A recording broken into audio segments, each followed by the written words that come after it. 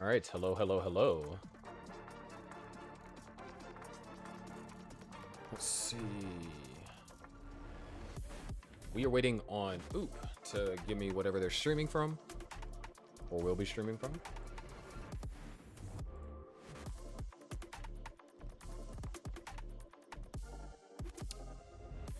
We do have Ampu here, warming up.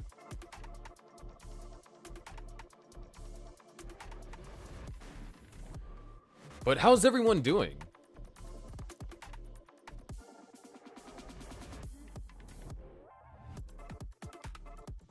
Catch that ban real quick.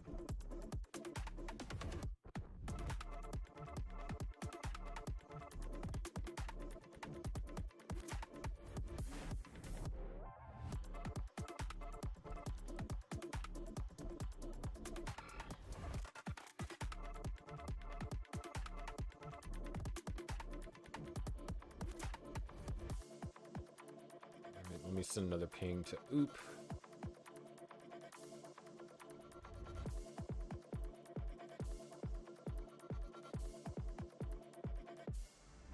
And while that's happening,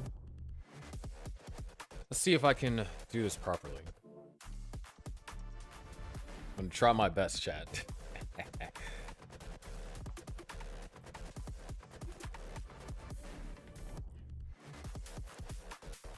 It's a weird position for me to be talking to the microphone.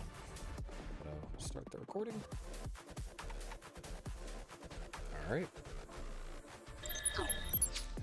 No, my camera froze, bro. Actually blundered, bro.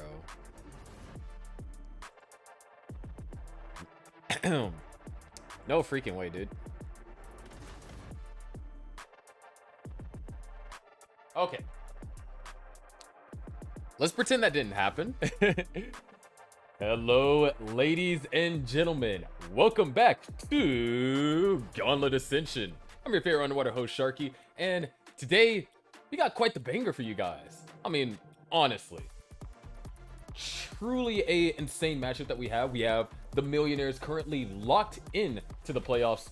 They could lose every other match this season and they're guaranteed their spot in the playoffs. However, the same can't be said for the Drywellers. Currently, they're 4-7. They have 7 matches remaining. They need to win 5 out of their 7 matches in order to have a chance to be in the playoffs, and they need 6 to guarantee it, if I'm not mistaken. That's also dependent on how the Rogues do. And their first 2 matches coming back are Millionaires today and Grandmasters tomorrow.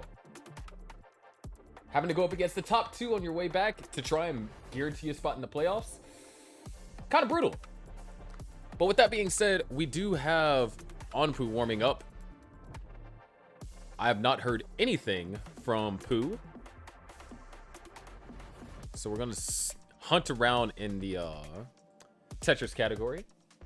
But yes, Gauntlet is back. This is day 1 of Super Week. I don't have the graphic pulled up, sadly. But day 1 of Super Week. Like, kind of wild stuff.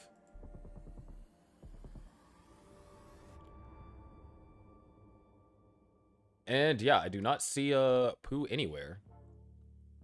So, guess we're gonna have to wait. I believe Pooh's still warming up. We'll start the penalty timer. Because I believe we'll see how this goes. Maybe I'll be a little bit lenient today because it is our first time being back. But we're gonna head over to the main scene.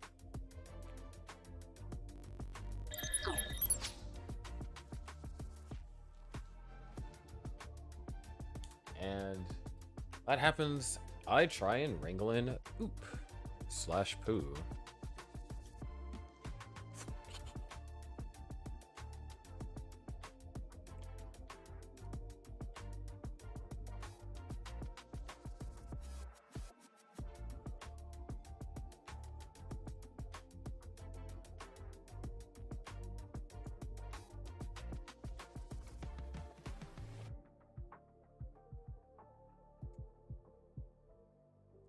Okay, so what we'll do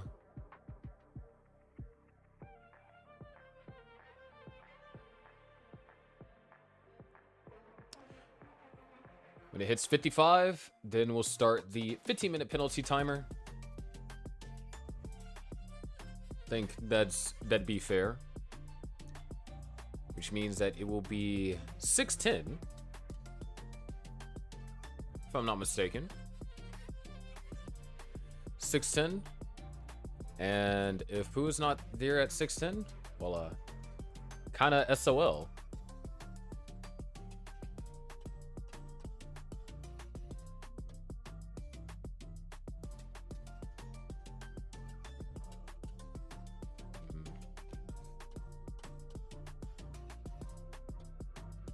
So the wait begins. And I was kind of excited for this matchup too.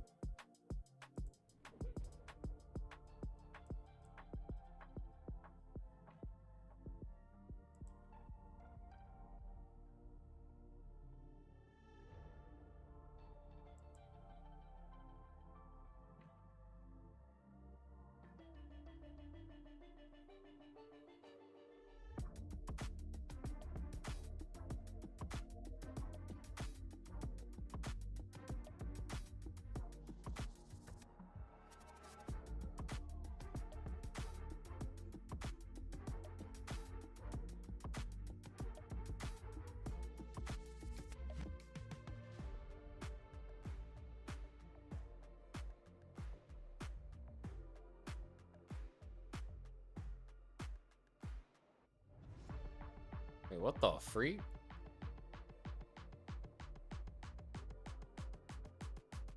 Actually, crazy dash control.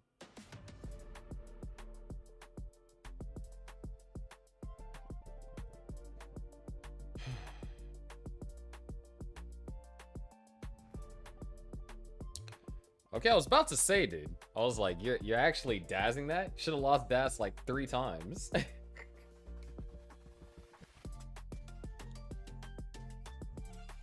Well,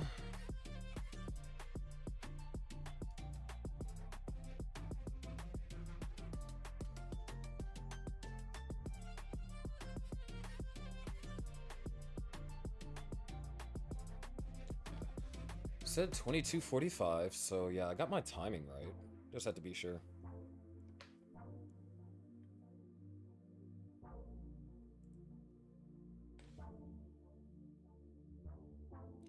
And everyone knew yesterday that today's match was happening. Everyone react. So there is nothing that can be done.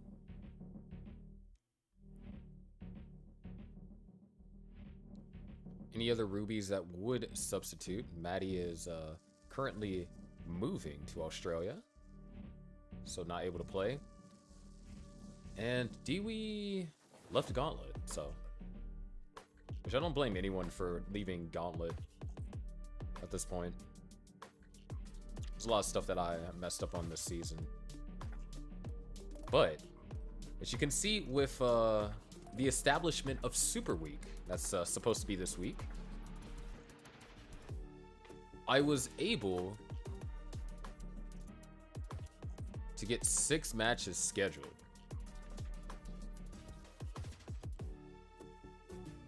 Nah, you're a pretty deep team. It's just Brighton's not able to make things happen because he's busy with school stuff.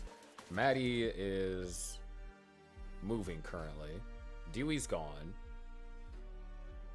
And Eyeball can only make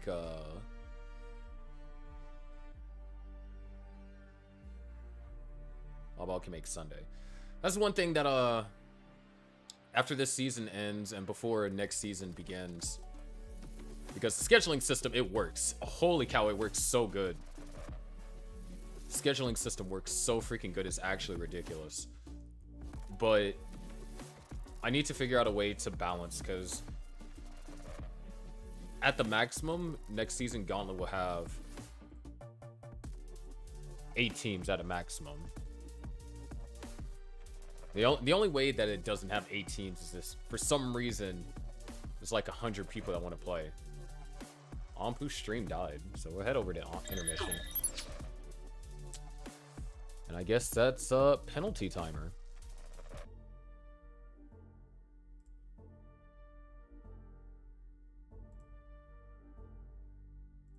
So penalty timer just started.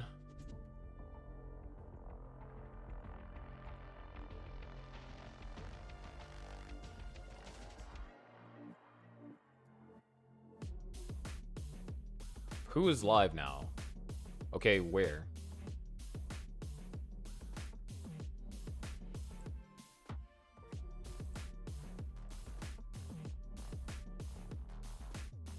Who died here? Okay.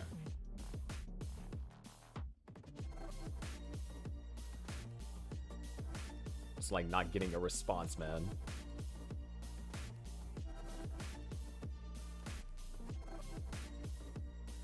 I mean, I've been serious about it ever since I started doing it. It's like you say that you can make a time and you're able to, then yeah, but it looks like Pooh's stream did go live. Black screen entirely, so not sure what's going on there.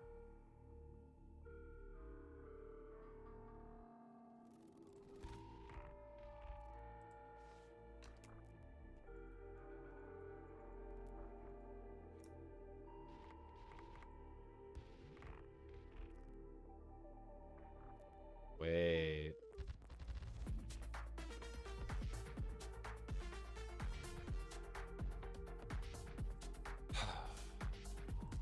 Gauntlet, my beloved.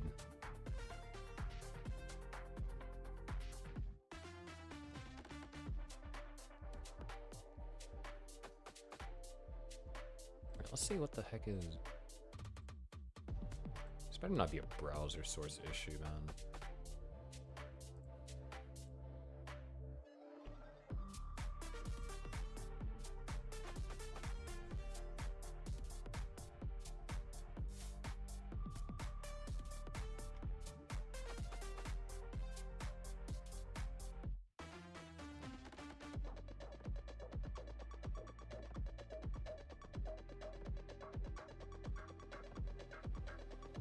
Okay. I guess Pooh's having, like, issues. But Pooh is here, so, no more penalty time. Now we just gotta hope, things can get back under control. And by under control, I mean... Oh. Forgot. Hey, what the freak?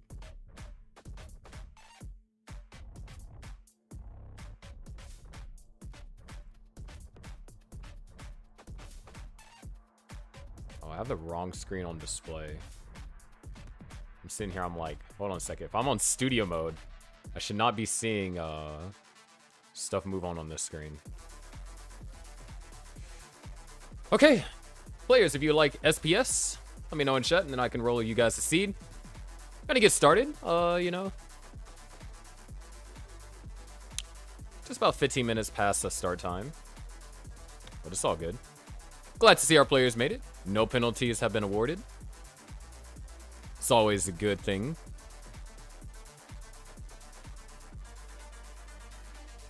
It's always good to see Oop come and play. Bro is a Gauntlet OG. Like, he's been there since Season of Fire. You can't get more OG than that. I guess technically you can. You can get whenever I was first trying to figure out how to restream, put a scene together. It was me, AMJ, Ditch Shadows, and Misdrop. We all played on my scenes as I was trying to get things set up for my little King of the Hill thing. But no one's gonna know that unless you're one of those individuals involved.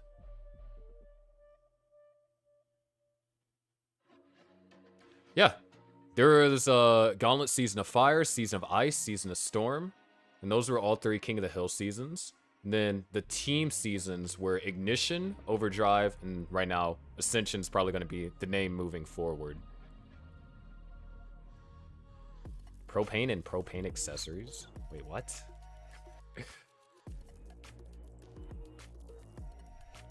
Alright. While Pooh's finishing up warm-ups here, let me find the music.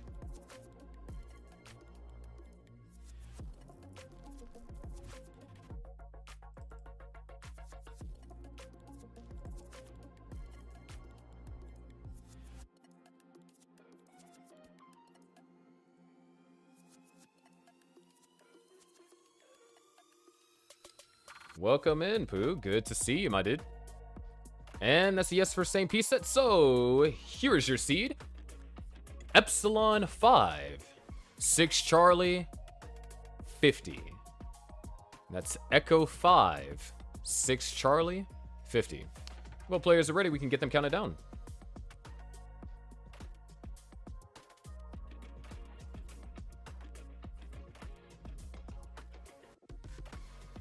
Yeah, I like this combo.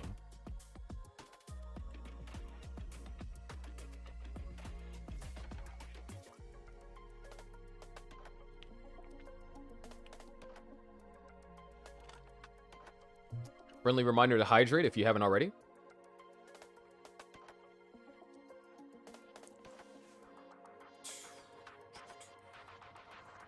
Pog, there's the Dryweller jersey. Still need photos from Oop and Onpu. That's funny. That was completely unintentional. Both of these players, I still need their photos for their jerseys.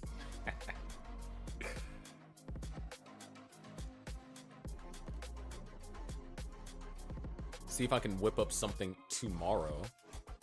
If I can get Oop's photo.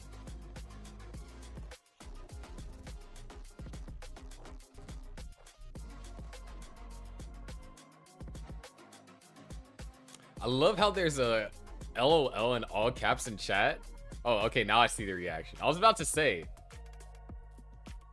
Let me give Onpu a refresh if that reaction was so delayed. I just see LOL in chat, and there's just like deadpan Onpu.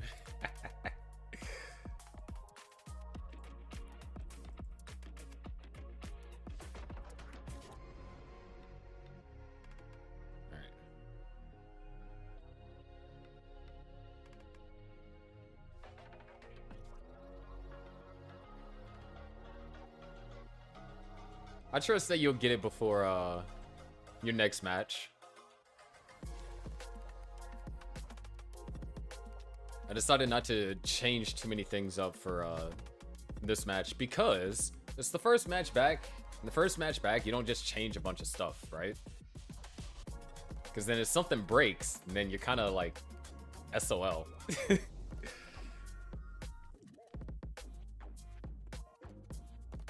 Alright, so waiting on Oop here to put in the seed and give us the ready.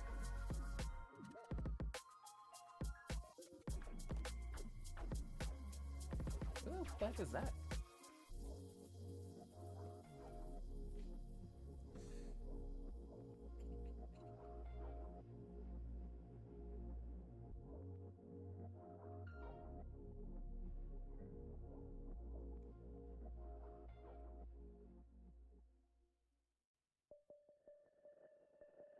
Bro. Oop, my guy, where are you at? Bro disappeared. He vanished. He's a real dry weller.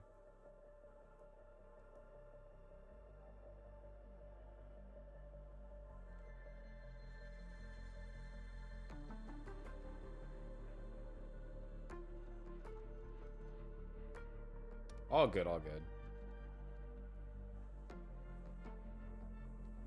Where would Tetris be without tech issues?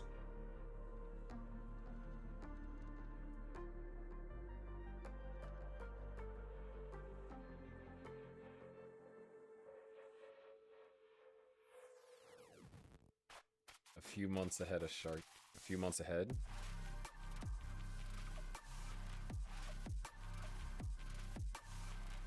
I don't know, man.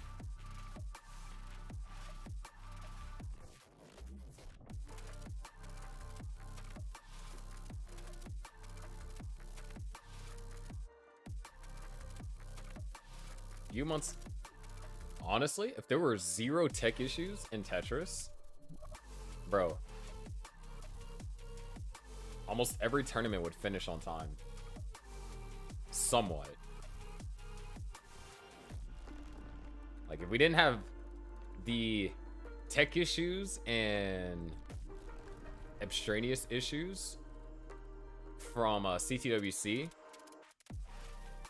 100% we finish close to on time. I don't know about you, but not too fond of fire alarms. The world if nobody pulled a fire alarm. True.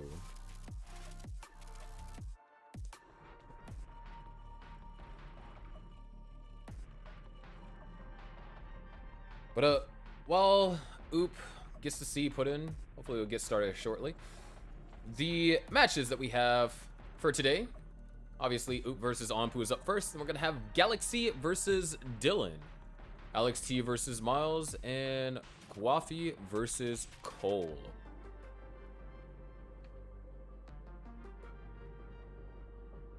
So that's what you're looking at.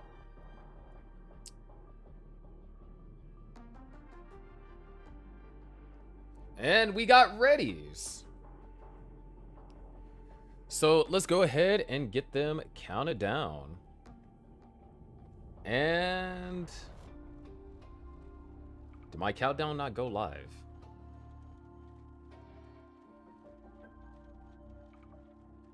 This is why I hate Twitch mobile app, bro.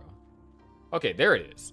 3, 2, 1, Tetris.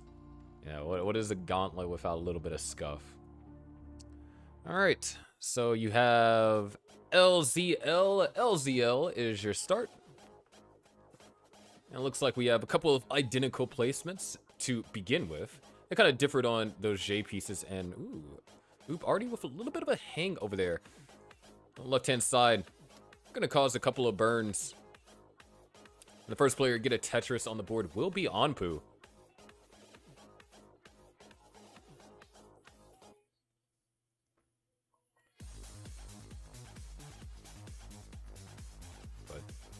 For those of you that don't know the situation of the teams currently in the season, we are down to our last 25 or so matches. And then the double round robin would be concluding. We'll be heading into the playoffs. Top 6 teams get an automatic spot in the playoffs. The bottom 4 teams have to go into a double elimination play-in tournament. And there will be 2 teams that make it out of that play-in tournament. Lose 2 matches and you're out. And not entirely sure how stoked those 2 teams would be coming out of that, considering that they will most likely be going up against the Grandmasters and the Millionaires for their round 1 matchup. But all that means is that there's an opportunity for an upset. And Gauntlet is no stranger to upsets. Speaking about upset, this board's getting a bit upset over here for Anpu. And able to burn a triple, a double. No more burns are available. So Anpu is now in down stacking mode. The board is serviceable. And this is going to give Oop the opportunity he needs to close the gap. Tetris is going to be scored there. A little bit of a risky maneuver over there for Anpu. Right side is open. Eyepiece makes it over.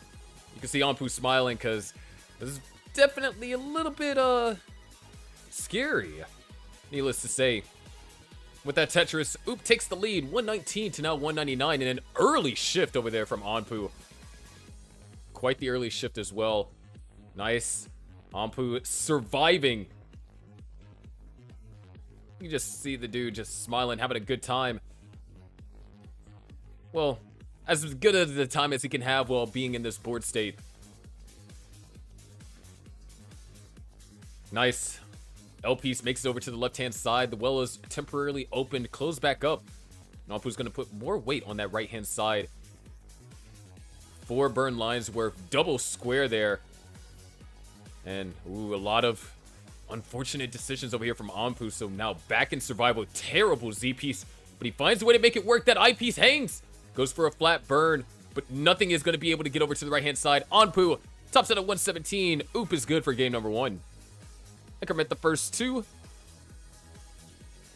And when both players are ready, we can get game number 2. Count it down.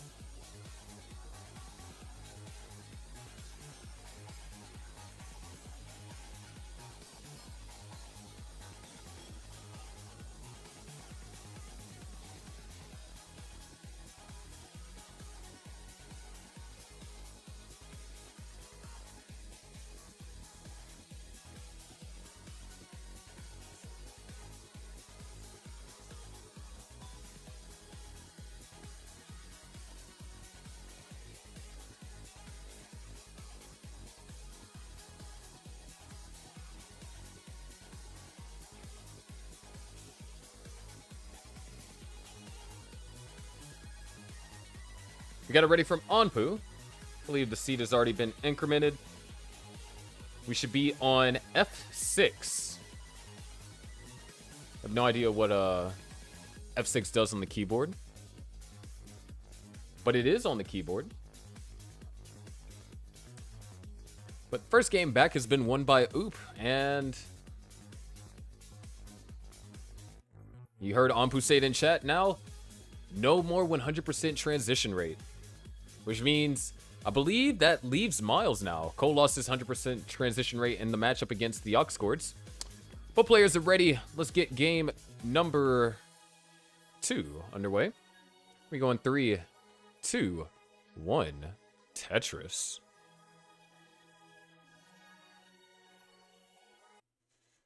So there you have it. OIL. Still waiting on our start from Oop here. What the heck? Not OIL. ILI. And ooh, looks like there is a tech issue.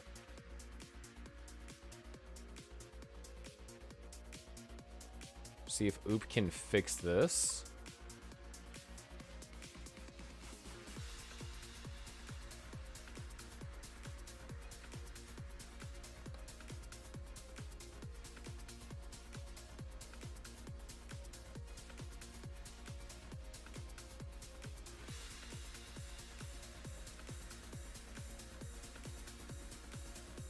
All right, yeah, Anpu, go ahead and top out. Looks like this tech issue won't be resolved soon. So, game 2 is not underway.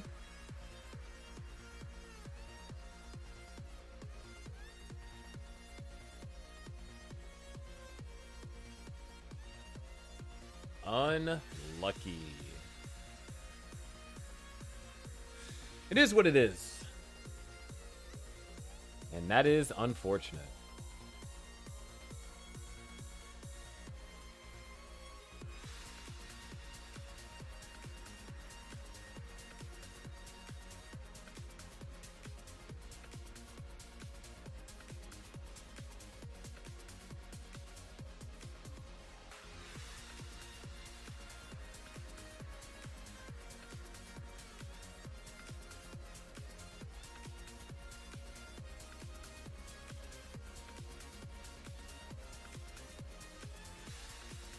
If you haven't already, join the Gauntlet Discord server by typing !Gauntlet.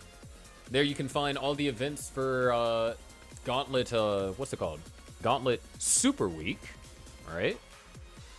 Let me see if I can actually add the image. Yeah, go ahead and increment. So 076C50.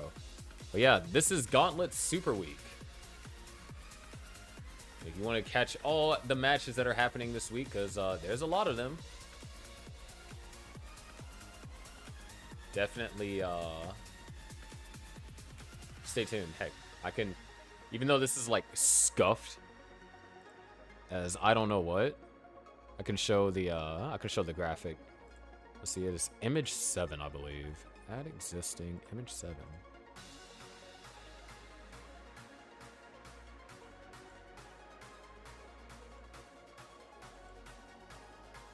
All right, so as you can see right there, that's what you're looking at. Gauntlet Ascension Super Week. Today we have Drywellers versus Millionaires. Tomorrow we have Drywellers versus Grandmasters. The following day we have Oxcords versus Stochastic. Friday we have a double header, Stochastic versus Eternal and Grandmasters versus Eternal. Partial matches because of Portal in a position where he's not able to play at the moment. And then we take a break on Saturday, and Sunday we come back with Top Down versus Sparks and Minos. So, yeah, probably the most Gauntlet matches that have ever happened in a week. Ever. And, yeah. So, that's what you're looking at for Super Week. All the events have been created in Discord, so if you join the Discord by typing !Gauntlet, you'll be able to click on those events and get notified whenever it goes live. It's not 16 player, more like 6. Wait, I can't math. 12. No, 9. 9. because the players from Eternals, all of them are just playing again.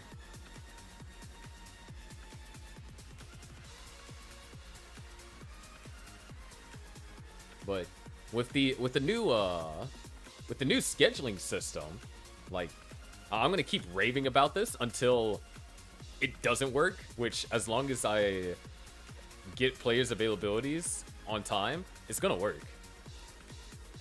It's just kind of cracked.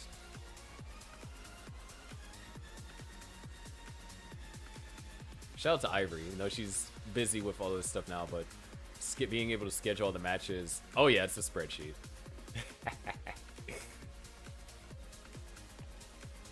It is a spreadsheet with times that I normally restream listed out and each player's availability during those times.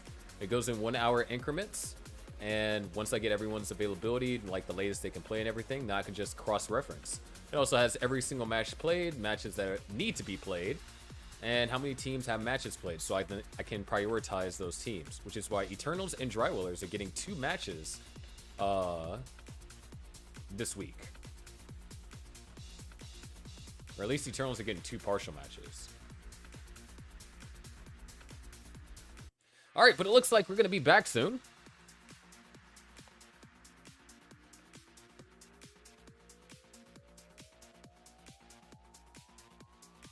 O76C50.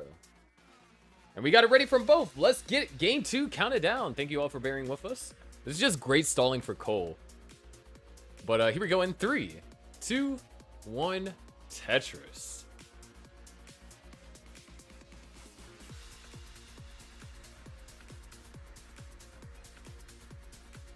Okay, so IOJ. And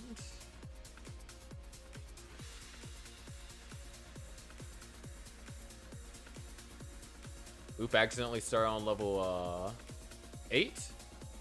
And I don't think he can soft reset. So keep playing Anpu.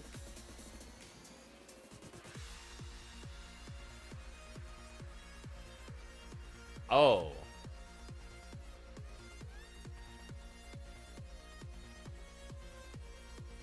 Well, that's not good.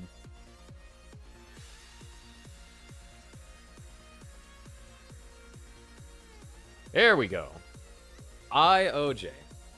So, who's going to be behind in lines? But it looks like whatever issues there were have been resolved. And it's going to be pushing down to help kind of catch up a little. Or push down at least for 108 points. But game 2 is underway. Oop has the lead 1-0. Anpu having his first early top out of the season. This game. And some of you might be like, well, Sharky, I might not know, you know, what's going on this season, so what does that mean? Well, I'm glad you hypothetically asked. Over the course of this season, Anpu has played a total of 39 individual games. So that means on his 40th game, he did have a top out. Quite impressive, you ask me.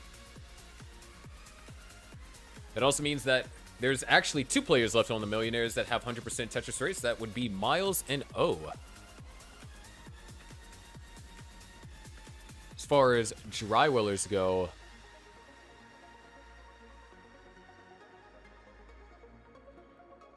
Oop has had some inconsistent plays. Only has 17 games played, though, but when we look at the true transition rate previously, transition's about 61% of the time.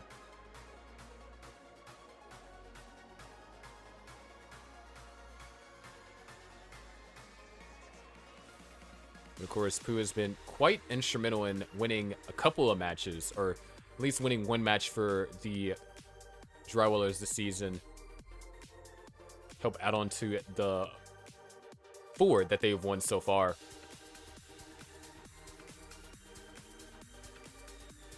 Well, I meant transition rates, not Tetris rates.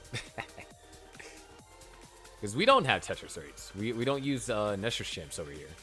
Or Max Out Club.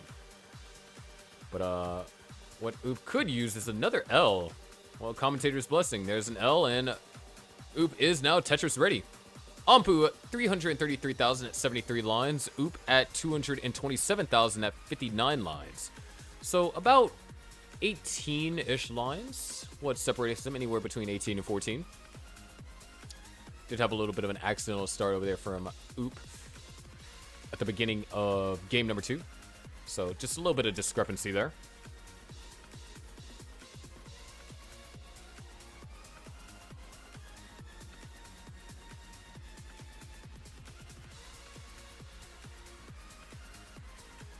It's 256 now for Oop.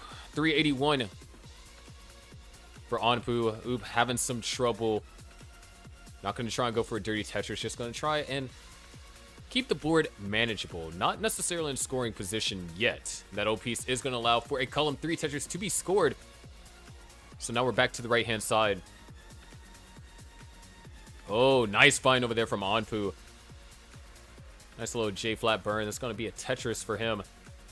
451 at 99 lines. This would be a score that you would be looking at if you were to transition with the 600k. Of course, you'd have to have pretty good efficiency in the last 30 lines or so. But 500k is definitely on the table and beyond that. And does have the pace advantage. This Oop is currently at 91 lines and is only at 317,000.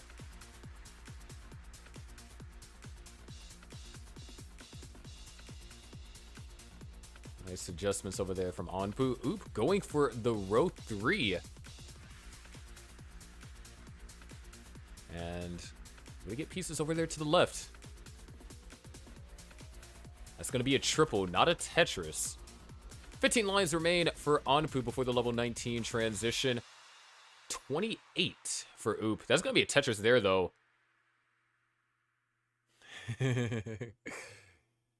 Trying to be professional over here, Bally. It's something I would want to say. Wait, 409 now for Oop. A 500k transition is possible. And Anpu will be taking us into 29 on the next line clear. And that line clear will be a Tetris line clear. 579 transition from Anpu. Oop has 3 Tetrises remaining. There's one. Anpu takes a triple. These T-pieces not quite giving him what he likes. But Ampu's doing a fantastic job, able to bring his stack down. Great placement on that Z. That's a puzzle kind of placement if you've been doing your puzzles. However, these pieces aren't ideal. Well is now open. T-piece finds its way over to the left. Oop has 1 Tetris to go. And finds that Tetris. This is going to be a 492 transition. So just under 100,000 point deficit upon transitioning. As Anpu is now at level 21 here at 626. Oop now gets the board cleaned up. Would love an L or a J, can find neither, but does find an L, followed up by a perfectly timed T-piece. Great placements. The well is open over here for Oop, and a Tetris will be scored. 525 now to 663. Make that 691 after you add a Tetris over there for Anpu's side. It's at level 22, so just about 2 levels ahead of Anpu, or of Oop. And a long bar dependency kind of forcing Oop to take a couple of burns here. Not trying to go for any left taps, bringing the stack down low. It's going to be a Tetris over there for Anpu. Goes up to 728. Oop Tetris ready. Anpu now having to do a little bit of burning, but there's going to be a Tetris for Oop. 559. Sets up a delay burn. Would love another. Oh, wow. Actually, great combination of pieces. An S would be perfect. There's that S. Not Tetris ready just yet, but is now. So now patiently waiting a skim into a Tetris for Oop. But Anpu at 769 at level 24 is absolutely on fire. And it's looking like he's trying to live up to his name and become a millionaire in this game. Was going to take the safety triple there. Beautiful S-flat. Tetris going to be scored over there from Oop. Anpu now in a little bit of danger. LJ dependent. Opens up the well. Where's the long bar, though? Long bar nowhere to be found. This is getting dangerous. Anpu needs this long bar. Gets the long bar. Can't do anything with it. 781 is Anpu's top out score. Oop knocks down Tetris. Goes up to 684.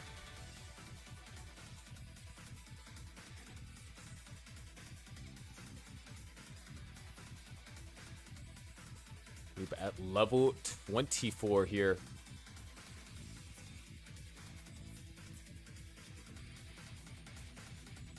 Looks like he's keeping the board low. 3 Tetrises is what's needed. We're past the level 24 mark, so Tetrises are worth 30,000 points apiece. And ooh, this drought is starting to make things a little bit complicated. Oop gets the well open. There's the Tetris surviving the drought. But who's to say that more isn't to come?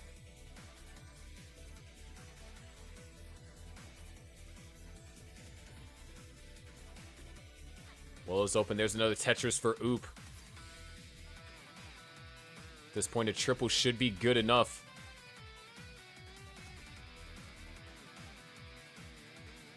And the triple does it. 783. Oop takes game number 2.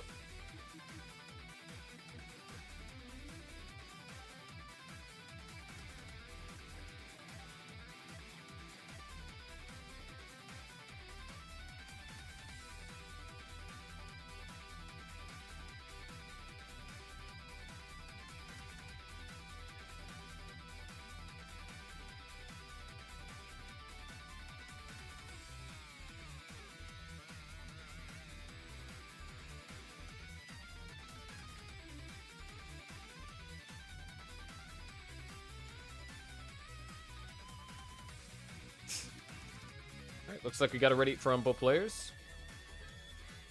Let's go ahead and get them counted down. Here we go in 3, 2, 1. Tetris.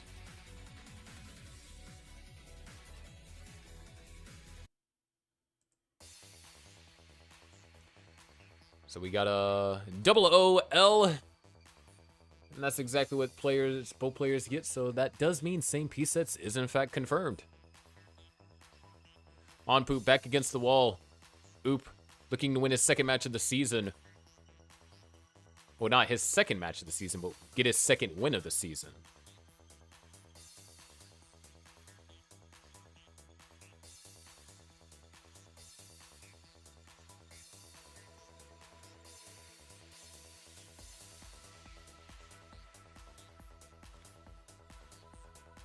And we're looking pretty clean here so far. Ooh, as soon as I say that, we do experience a small misstep over here on Oop's side. It's going to cause a couple of burns. Nothing too terrible. Oop actually does manage to get the well open to find 1 Tetris off of that. And the way that the pieces and the holes just happen to align themselves allow for a pretty quick cleanup. Oop tried to make the adjustment, but was unable to, kind of too low and didn't have enough tapping power, so to speak, to get that over. Is Tetris ready? Onpoop's going to be able to hold on to about a Tetris lead.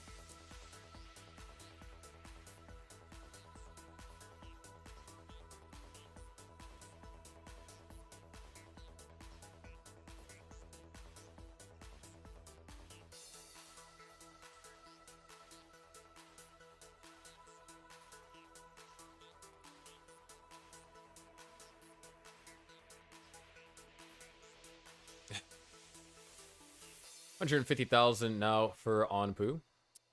111 for Oop. Definitely had a slowdown that we experienced at the beginning. And there will be a slight line discrepancy, about a Tetris worth. And there's a Tetris going to be scored from both players. Oop able to kind of fill in that center chasm, and now the board, ideal contour.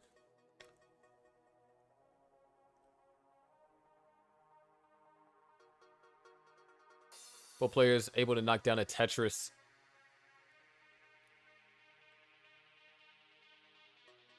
No, Tetris for Onpoop. You're going to go for the Aki bar or the bar in column 9.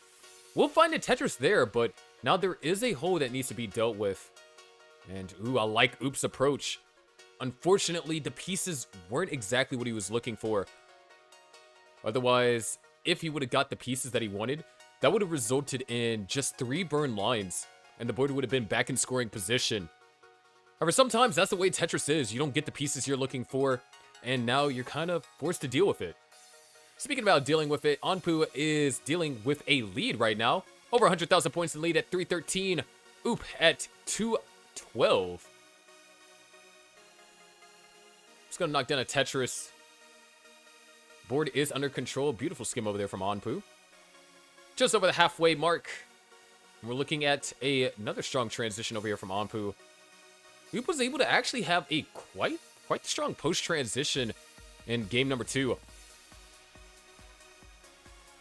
Was down by 100,000 points, and at the time that he got to the point to where Onpu topped out, he was only trailing by 50,000 or so. So a better post-transition than Onpu in that prior game. However, this is a pretty solid lead being built up by Onpu. Tetris is going to be scored over there from Oop, and the line burn means that we might be seeing some row 2 action. That hole is placed in column 7, so not the most annoying to get to. It's not like a hole that's in column 2 or 9. But in order to try and get that column 7 hole access without having to do extra burns, to get that perfect weld transfer, if you will, you have to consciously build in a certain way. And right now, there is consciously 2 eyepiece dependencies in the stack. One gets covered up temporarily, meaning that we might be seeing a row 2 column 3 Tetris being developed over here on Oop's side. Beautiful T-burn over there from Onpu. He is at 459. Almost the exact same pace that we saw last game, which I guess is a little bit of a testament to Onpu's consistency when it comes to transition. I mean, we already talked a little bit about it, how Onpu before today had a 100% transition rate. But when you look at Onpu's average transition, believe it or not, it's only 485. But that's 485 over 34 transitions.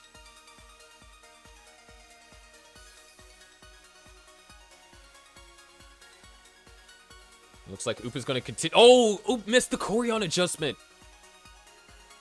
And that's kind of been the story of this game in particular. Oop's been finding the adjustment.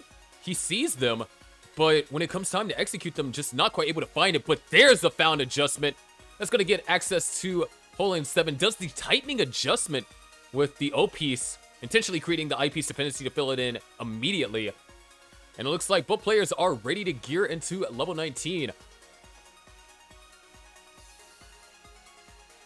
Onpu transitions 579. If I'm not mistaken, that's only like 1,000 points shy of the transition that he got last game.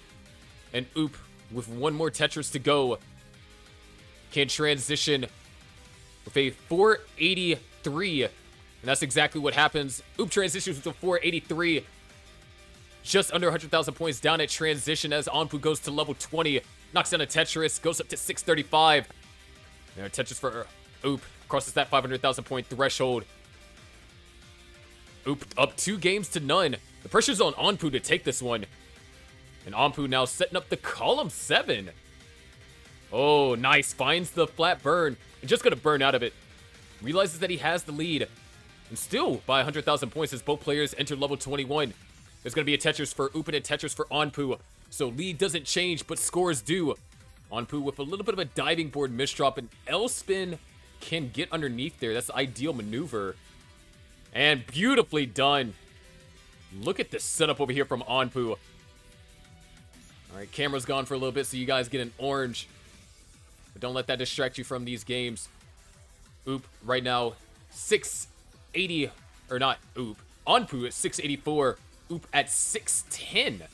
So once again, we're kind of seeing this trend where Oop has been able to gain quite a bit of ground here on the post-transition.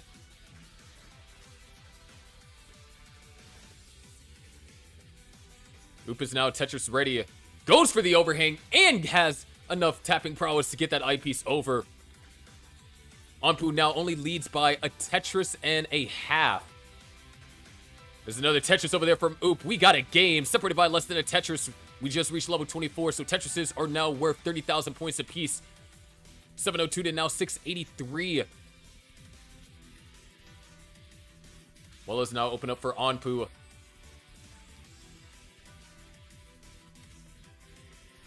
Onpu's Tetris ready, goes for a skim. Tetris for Onpu, trying to stay in the lead. However, Oop is going to fight back. 720 and now 738. Onpu goes for the spin. Not going to go for the flat burn. Goes for the single. And oh, having to go for some pole vaults. And he's not going for any of these safety burns. But that Tetris from Oop is going to allow Onpu or not to allow Anpu, is going to allow Oop to take the lead. And another Tetris. And with that hang, I think that might be fatal. Unless Oop has been, or Anpu has been working on rolling. And yeah, he's just going to give up the ghost. Oop wins his second match of his second match this season. Still not entirely sure how to word that. We'll figure it out. And Anpu tops out at 749. Oop at 800,000 is going to be good. Once again, just having the better post-transition.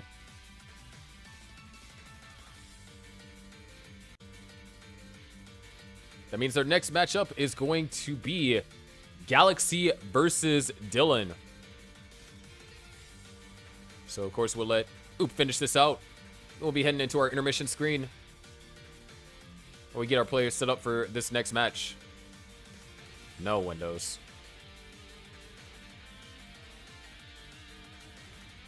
And 889 for game number 3. Very impressive. There's the top out for stats.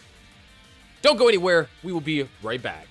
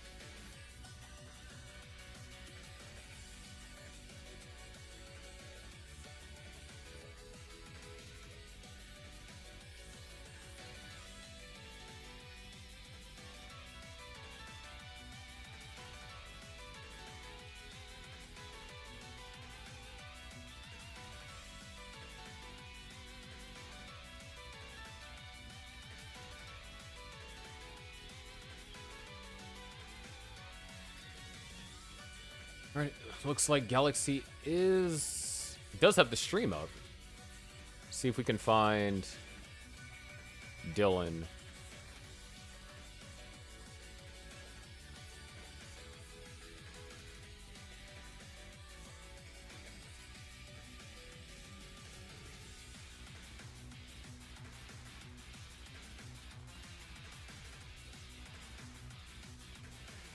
I love how my epic vid save clip has like 500 views. Like, what the heck? All right, Armstrong is live.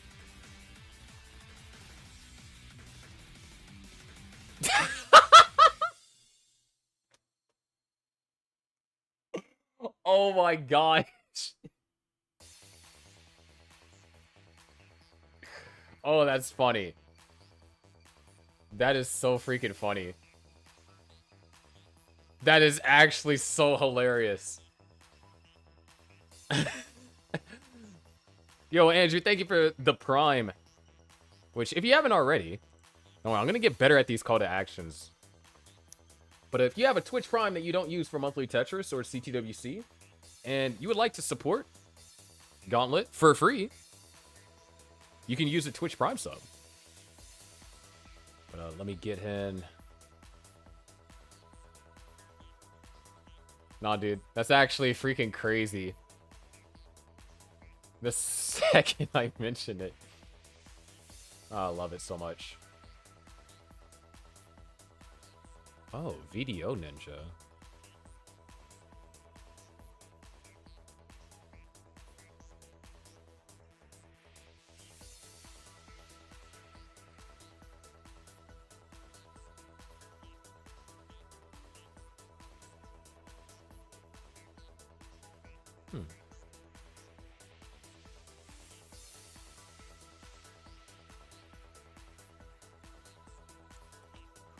Alright. Let's see.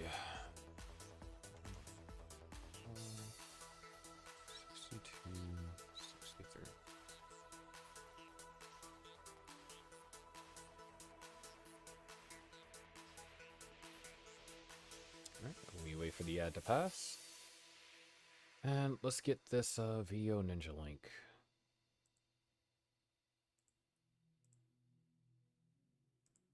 This is player 1.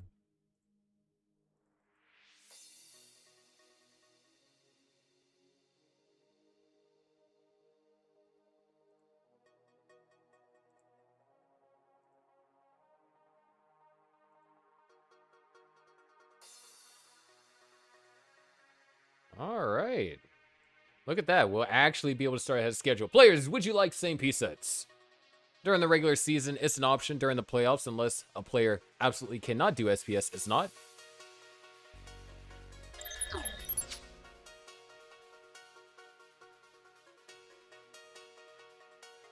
I was actually about to type exclamation SPS. Kind of... You can see the restream rust is there, bro. All right. There's your seed, 2882 Bravo Falco. That's 2882 Bravo Falco punch for any of my Smash players out there.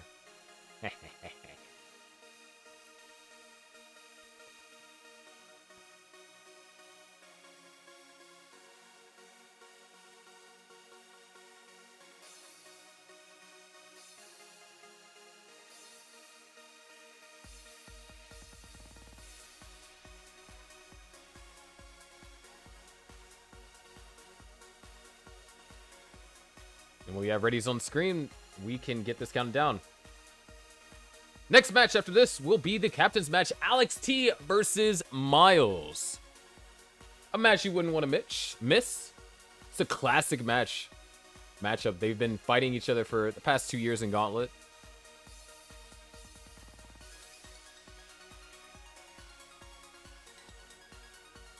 Welcome in, DJ Mr. Boro.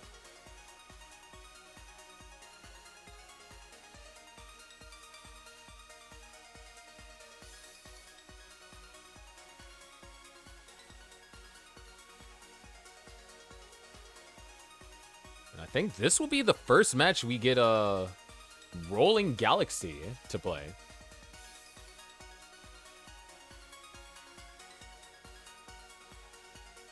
Either the first or second. We haven't seen Rolling Galaxy. So, it will be interesting.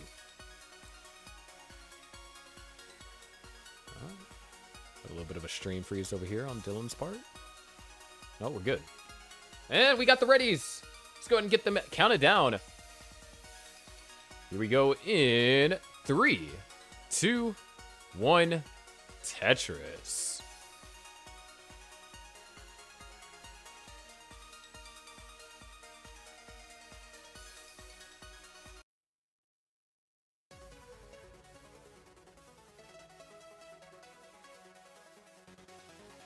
All right.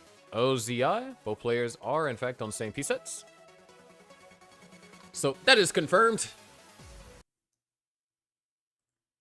And I just lost my music. Maybe. All right, it'll come back. Tetrises are on the board.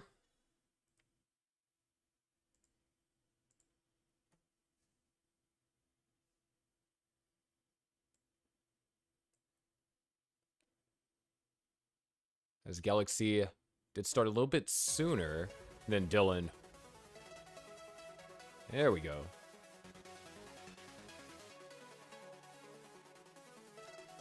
Promise you, this will be better optimized next time. But going into this match, this is going to be interesting because this is one of those few matches, and I guess this kind of applies for a lot of players considering how long the season has dragged out. This is one of those matches where you can't exactly examine the stats and determine who is the clear favorite out of these two. Because those stats would be based on Galaxy whenever he was tapping. We're talking about a Galaxy that is a much different player now. A rolling Galaxy, if you will. So, speaking about stats, though, if you were curious, prior to this matchup, Galaxy had about a true transition rate of just over 50%. So around half the time, we were seeing Galaxy make it to a transition. And that's over the course of 28 games. So, you know, you're seeing around 14 transitions. Well, Dylan, on the other hand, you kind of see this as a trend with majority of the Millionaires, just absurdly high transition rates. I mean, up until the past 2 matches between the Aux Cords and even this match alone, you know, 4 players had 100% transition rates. And that's over a plethora of games. Dylan, on the other hand, is one of those players on the Millionaires that doesn't have a 100% transition rate, but still has a fairly high one at around 87%.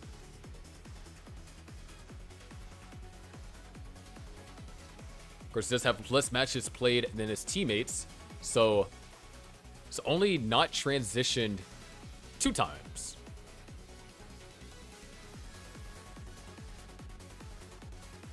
So there's not really a lot of recent information from Galaxy in terms of what we can expect in this match. And Dylan, there is limited information in regards to the matches that we have seen him play so far. But to start off this game, over the halfway mark, 335,000 for Galaxy. Added Tetris goes up to 358. 270 for Dylan.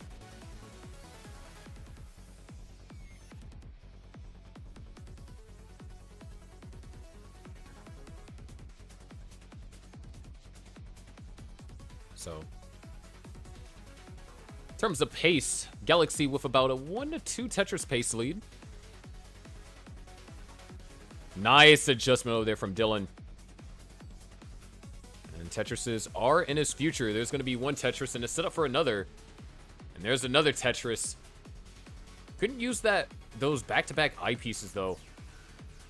And it's always painful when that happens. You get eyepieces that you're unable to use. But the eyepiece got used beautifully to fill in that long bar dependency. And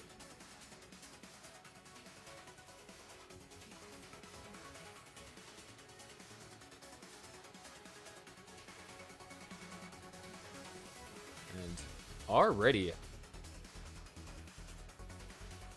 we're seeing Galaxy ascend above his average transition for this season. Has an average level 19 transition throughout all the games of a 456. And we're already about to cross that 500k mark before we even reach 110 lines. So, Galaxy having, kind of showcasing that he's not the same player that was drafted. And the Drywellers, they celebrated whenever Galaxy was drafted to their team. At least I know Alex T and Oop celebrated whenever Galaxy was drafted. Because they thought that, you know, it was such a steal. At the time, Galaxy was a diamond player. And then he gets a 1.1 right before the draft happens. So, Drywellers end up getting themselves a Ruby early in the season. And he kind of struggled living up to the potential of being, you know, first overall pick. But as you can see, now he's a transcendent. He's playing up against other players that are in this caliber, and he's doing it incredibly well. As for the first game here in this set, Galaxy's going to transition with a 618.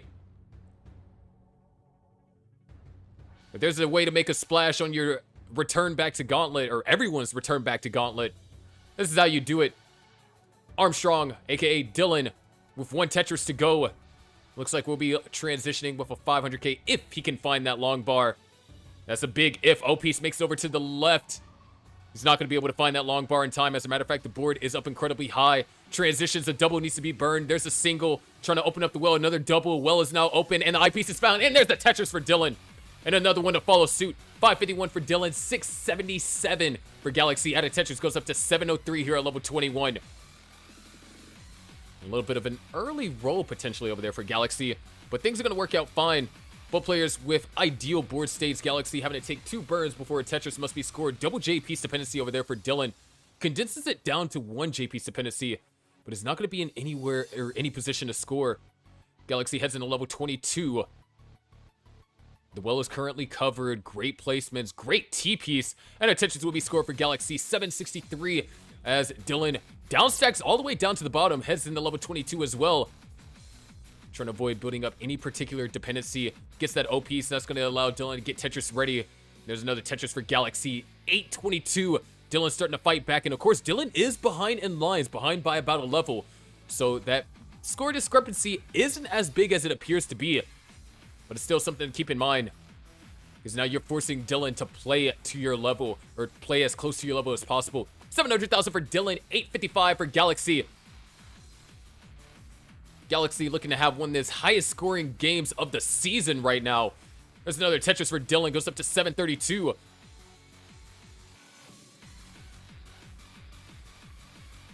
Dylan now, well is open. There's the Tetris for Dylan. 918 for Galaxy at level 23. There's another Tetris for Galaxy, 950. We are looking at 1.2 into 29 territory. And of course, we're talking about a Galaxy that rolls, not a tap Galaxy, so that means 29 playability is a possibility. 802 now for Dylan, not too shabby himself on max out pace territory, maybe even a mid max out by the time we enter in level 29, but that means 29 play is going to be needed because we already have a max out for Galaxy, 816 to now 804. There's going to be a Tetris for both players, 836 to now 851. What a way to pop off. First game back in Gauntlet. However, Galaxy is running into a slowdown. So that's going to put a damper on his scoring potential. The 1.2 kind of slipping out of grasp as Dylan now goes up to 937. Galaxy able to bring the stack down. Tetris ready. There's another Tetris. One more available before level 29. We're looking at a B60 going into 29. There's a Tetris for Armstrong, aka Dylan. One away from the max. Galaxy finds the last long bar. There it is, 29. Here we go. B69 is Galaxy's current score. Dylan, one more Tetris available. Tetris ready. B77 is Galaxy's current score. And Dylan goes into 29, A47. So around 120,000 points behind. But a Tetris is found over here by Dylan. Galaxy set up for a Tetris. Knocks down another one. C55 now for Galaxy. And this isn't even a captain's match, folks. This is definitely Galaxy's best game that he's played of the season so far. However, things are kind of spiraling a little bit out of control. Galaxy trying to downstack. Not able to get that Z piece in a good spot. Galaxy's going to give up the ghost. Top out at C64. C65 is the score that Armstrong needs. And he has to find a way to bring this stack down. Needs that J piece. Can he get the 5-tap? No, he cannot. Dylan tops out at B09. And with 155,000 point lead, Galaxy takes game number 1 in what is his best game of the season.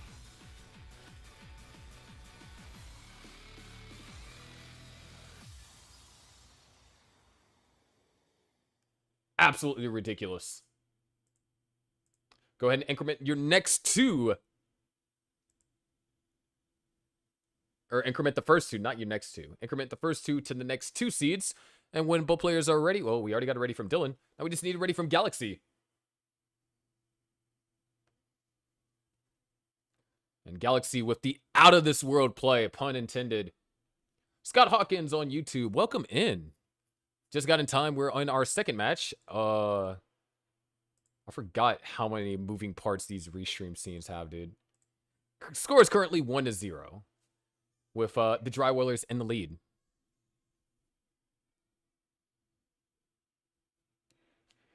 But once we have a ready from Galaxy, we do have a ready from Dylan. We can get game number 2 underway. All right, you got it ready from both players. Let's go ahead and get them counted down. We go in 3, 2, 1, Tetris. So we got JTS. JTS is what we're looking at.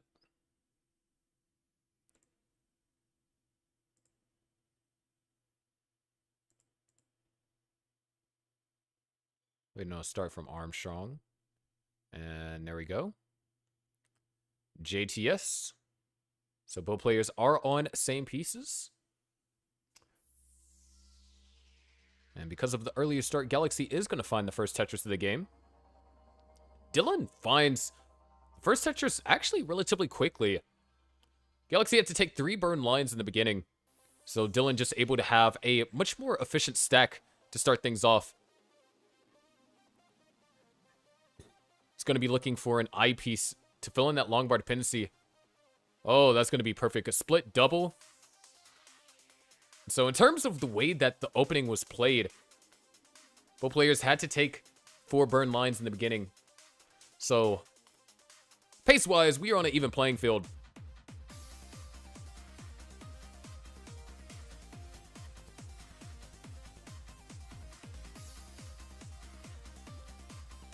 And ooh, that was a bit tough for Dylan to try and find the accurate placement right there in that position. And now Dylan a little bit in trouble. Needs an eyepiece. Eyepiece is not coming. Well, there's an eyepiece. And there's another one. And there's a third one. There's a fourth one. All these eyepieces, none of them are going in that long bar dependency. Well is covered. Now well is reopened. There is Dylan able to score a Tetris. But Galaxy off to a great start here. 190 at 42 lines.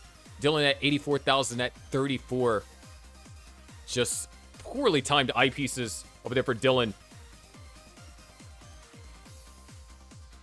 But it's all going to be good. Dylan's brought the board back down to the bottom. Set up for a column 5.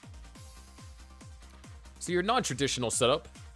Naturally, in NES Tetris, there is a bias to the right well. Just easier to get pieces over. But not the easiest. Technically speaking, a center column would be the easiest to get an eyepiece into. It only requires a rotation depending on where that center column center well is, or even just one movement. But then, it's maintaining that center well. That becomes the problem with center wells.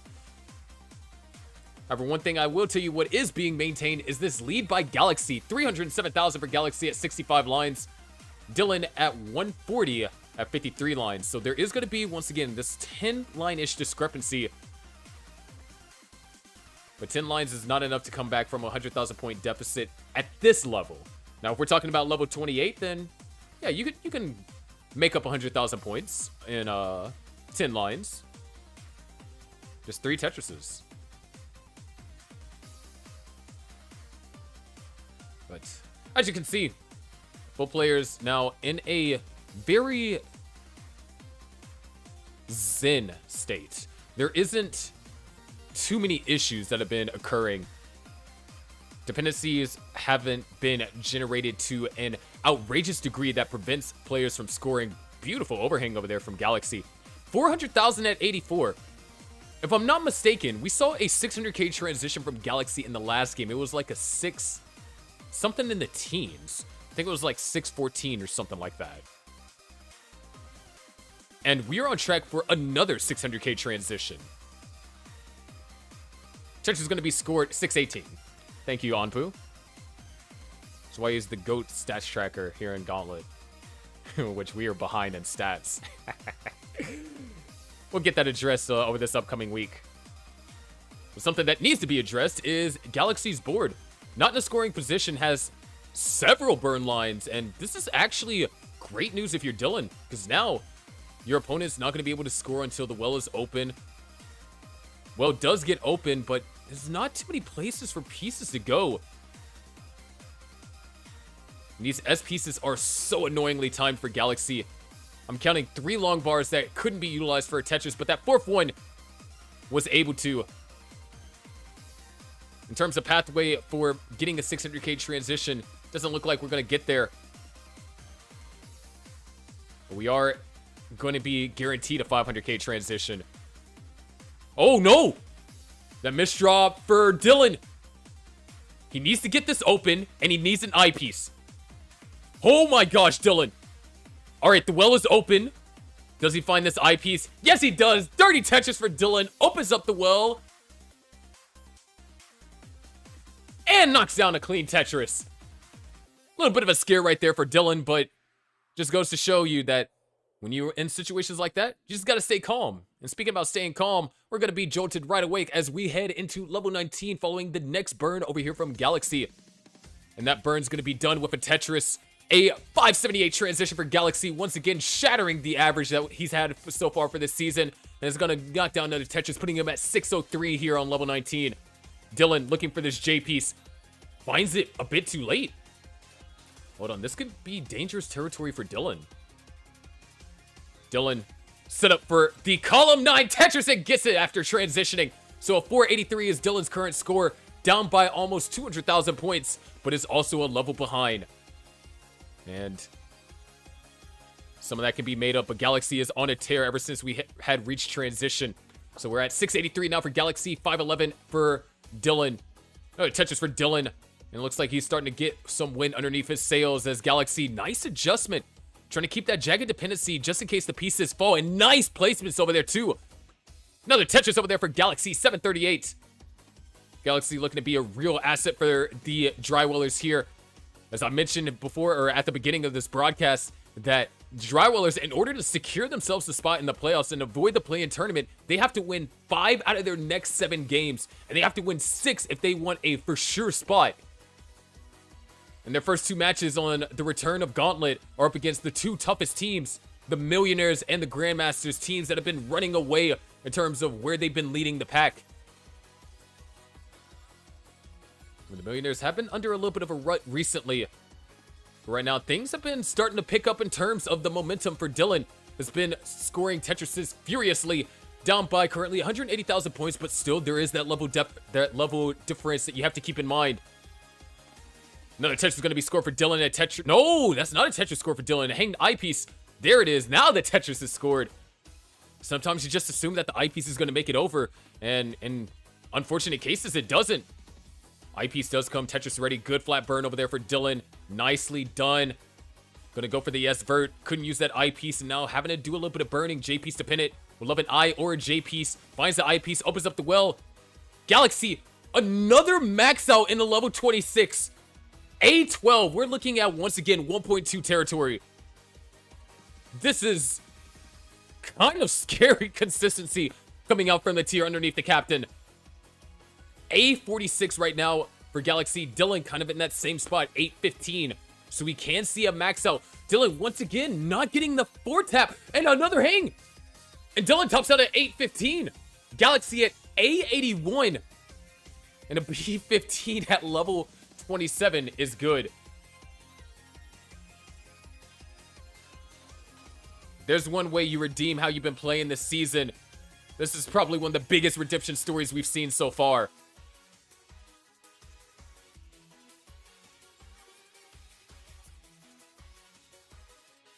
Oh, Tetris over there for Galaxy.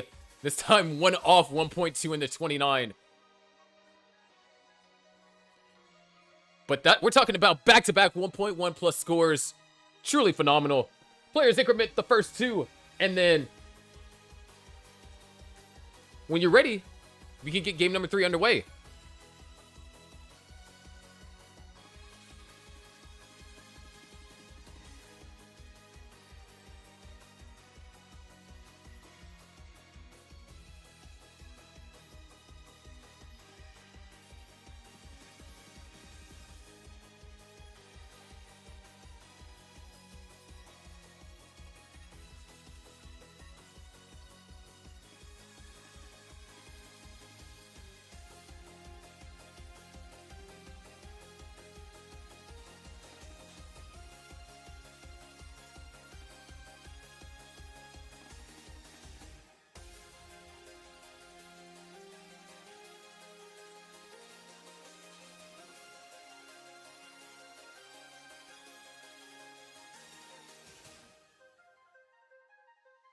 All right.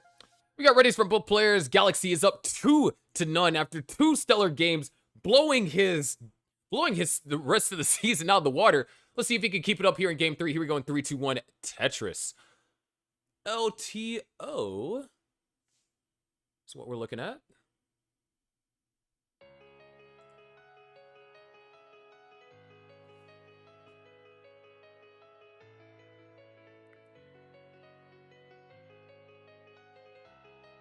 And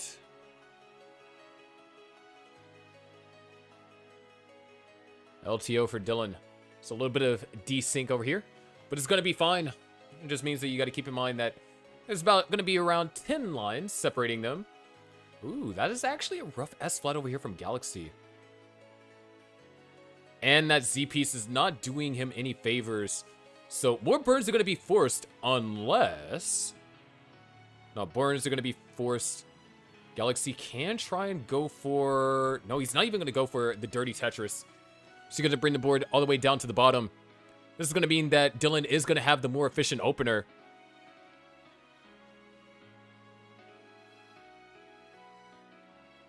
But to kind of break it down while these players are stacking here in the level 18 portion of the game, Galaxy's average score, or even if you want to take the median, because the median is going to be a bit better, if you discount early top outs, has only been 580,000 this season. And games weren't going long in post at all. I mean, we're talking about Galaxy taking it maybe 3 levels on average in the post transition.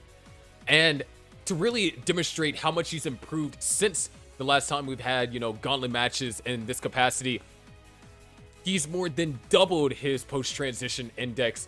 He's basically doubled his average and median, even more so.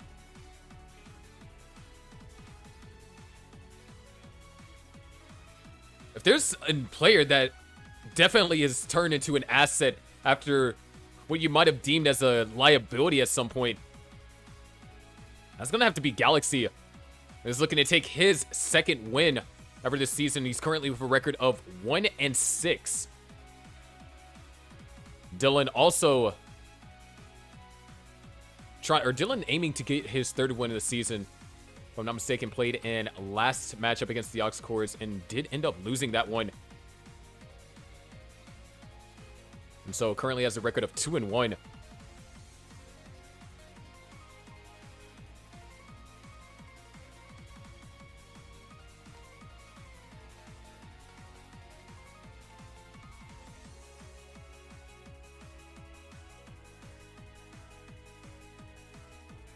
But things here in the beginning, this time is Dylan with the pace advantage. He's going to take some burns here. Didn't really find any board that was ideal. Oh, the Z vert delay burn over here from Galaxy. Unfortunately, another Z piece came with relatively short notice. And so that was going to be 4 burns committed to a Tetris, or 4 burns committed, meaning that Dylan's going to be able to score a Tetris whenever the time comes. Just more pace that's being lost.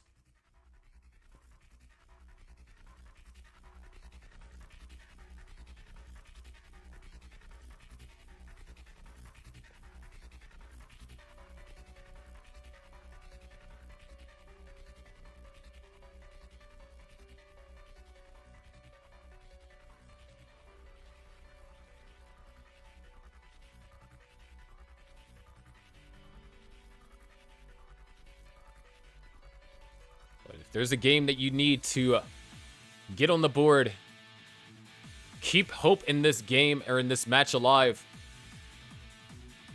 Dylan is doing exactly that. Real time, he might be down in score, but he has the pace advantage. Almost borderline 100,000 point. No, not 100,000 point. Probably around 3 Tetrises in pace advantage. And a lot of well-timed long bars over here from Dylan. Was able to use almost all of them for a Tetris. Look at that. 453 for Dylan, 417 for Galaxy. Looks like this game's going to be the first time that we're going to see Galaxy kind of get that lower 500k transition.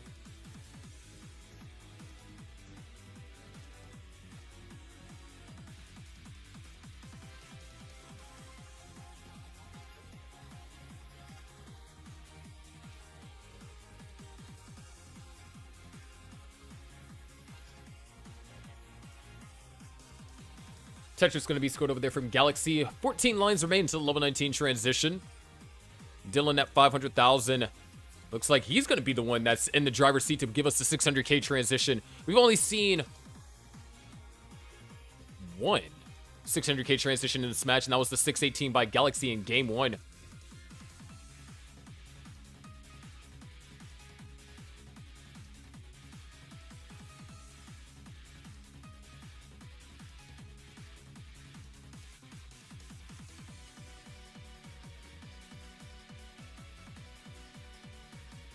534 now for Galaxy.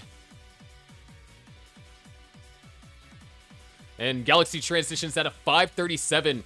Board was up a little bit high, so decided to take some burns, but does find the Tetris afterwards. Dylan aiming to get the highest transition of the game. Whoa, what an adjustment over there from Dylan. Potentially creates a long bar dependency. And that might actually allow for Dylan to get a 640. We gotta see, does this long bar come? Dylan wants the 640, and I want to see it too. But no, it's going to take the triple. Still highest transition in the game. A 628 is the score. Long bar comes, unable to utilize it for a Tetris. But very smart plays over there on Dylan's part. Is going to knock down Tetris and still maintaining the lead despite Galaxy being a full level and over a half ahead. So now, we've seen Galaxy, how he's been playing when he's up in pace. But now we get to see whenever he's behind. How does that affect his mental? Does he have the mental fortitude to be able to continue to play the fantastic Tetris that we've been seeing today? And on Dylan's part, this is exactly what you need. The game to change the momentum, to turn this match around. And he's doing exactly what he needs to do. There's two quick Tetrises for Dylan, 719 and now 716. However, that is the LJ dependency. Oh my gosh, those O pieces. Poorly timed over there for Dylan, so he's going to have to bring the stack down. There's no deadly dependencies being built. He's just going to bring it down. Not going to try and risk hanging a 5-tap over there on the left-hand side. And I can respect that.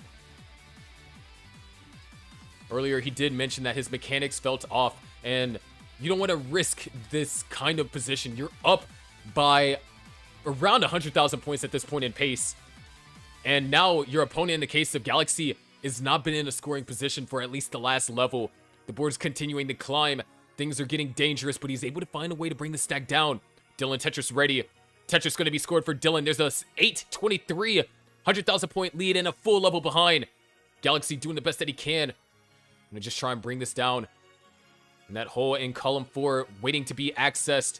Oh, good placement so far, but Galaxy, but more weight is being put on top of the hole. Dylan is Tetris ready, waiting on the next long bar. Goes ahead and takes the safety 3-line burn. JP's dependent on the left-hand side. Oh no, covers up the well! Can Dylan open up the well, and can he get a long bar? No, he cannot. Couple of bad mistakes over there for Dylan, despite having the pace advantage. Galaxy is only a Tetris and change away.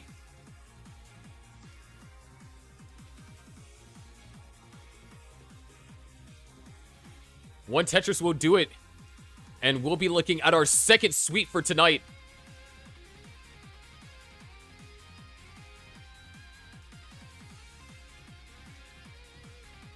And there it is, Galaxy with that Tetris takes game number 3. Drywellers go up 3-0, or not 3-0, 2-0.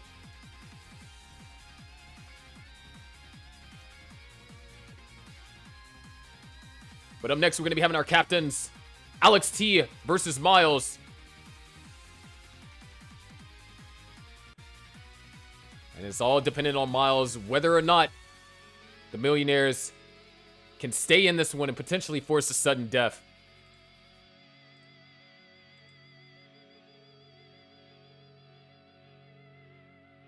Coffee, did you not see the order that I posted in the order that I posted in freaking in the match lobby, my dude? But we're gonna head into our intermission. Don't go anywhere. Captain's match is coming up right next. And trust me, it's one you don't want to miss.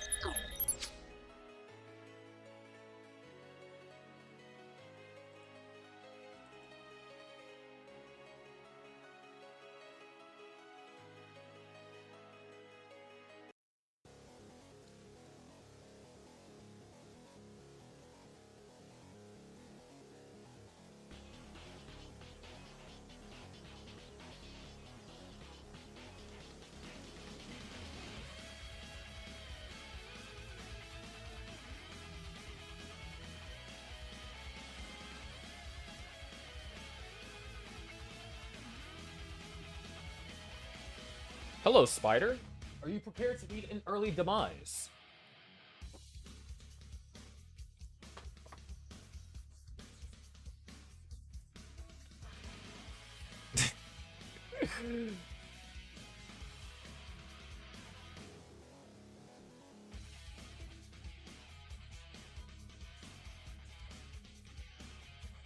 Hey, bro. The amount of bugs and insects that I've dealt with on Gauntlet, dude. It's kind of crazy, man. What's the next match? Alex T versus Miles.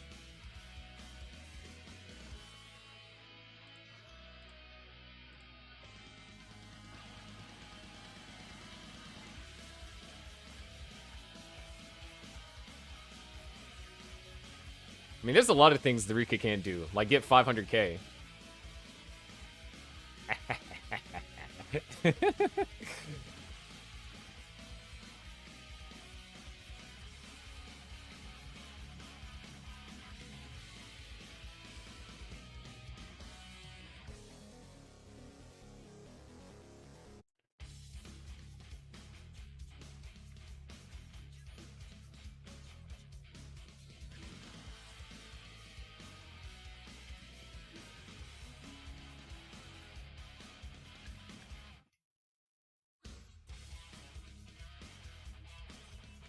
Let's get this dude, Alex T.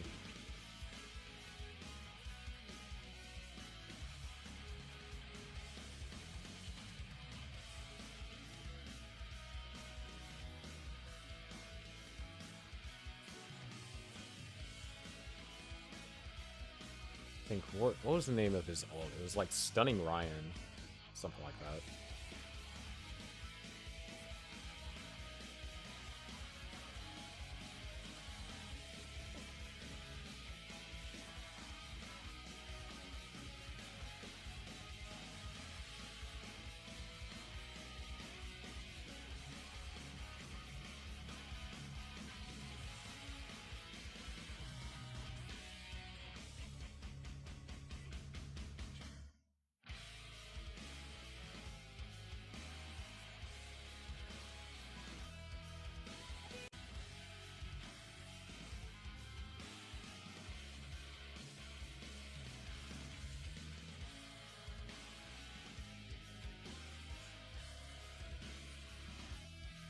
Mari, you saw how long I harped on Rika choking 400k, right?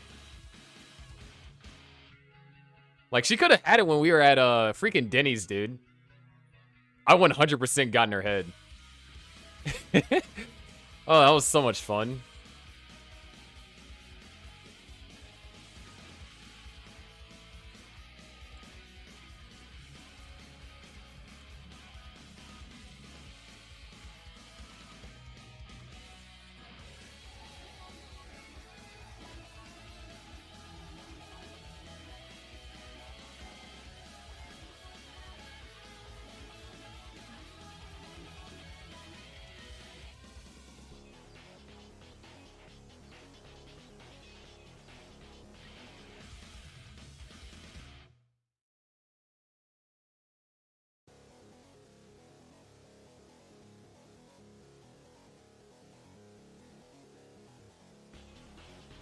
Bro, holy speaking about crickets, dude, one night, it was 2 nights ago.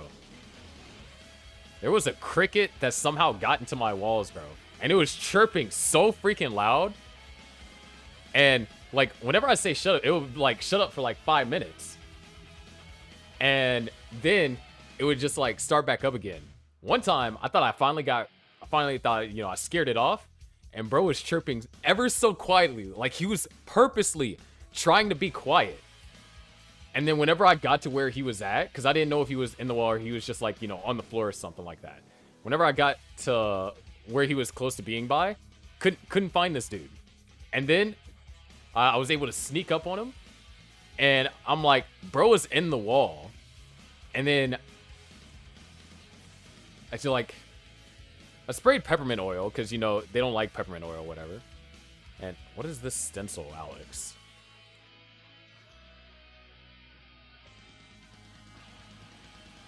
A freak?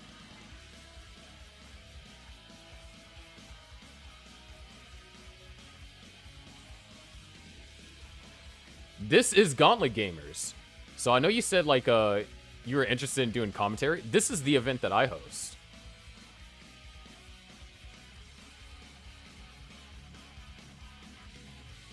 Now, we already got Alex T trying to play the,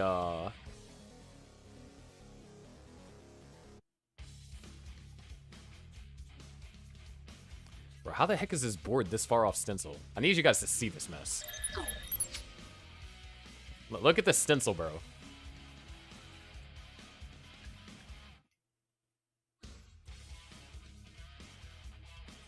Like, what is this?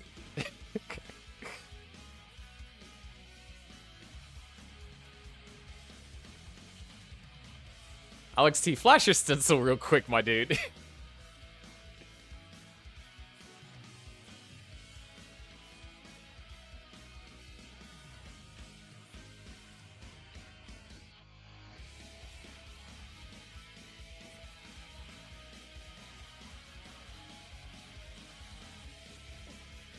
I was sitting here, I was like, wait, dude, there's no way my pre-crops are that messed up. I'm excited.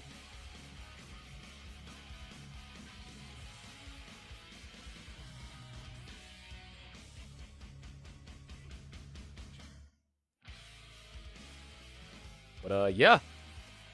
For those of you that have just got in while these players are warming up, I know it's going to look a little bit scuffed, but this is Gauntlet Ascension Super Week. We got 6 matches, although 2 of them are partial. Today, of course, you're getting the Drywallers versus the Millionaires. Then you have Drywallers versus Grandmasters tomorrow. You're seeing this exact same lineup. Well, not in terms of order, but you're seeing the same lineup tomorrow from the Drywallers going up against the Grandmasters, the #1 team currently in the league, I guess you can say. Then the next day, you'll have Ox Cords versus Stochastic. Pretty close. 9 wins, 6 losses for Ox Cords, 9 wins and 5 losses for Stochastic.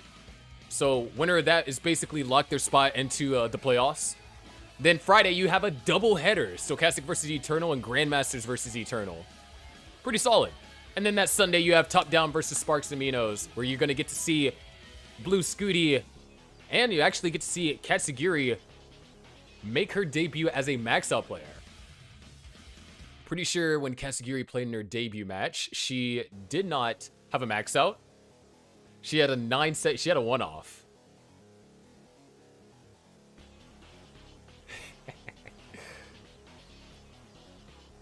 So it's going to be exciting to see. But yeah, Gauntlet Ascension Super Week.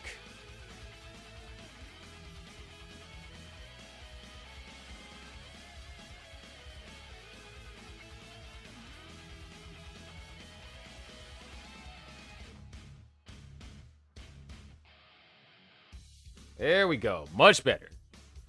See, look at that. Beautiful stencil. I'm going to send out a ping about the captain's match.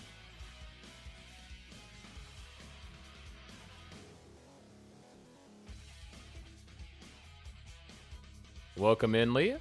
You made it just in time.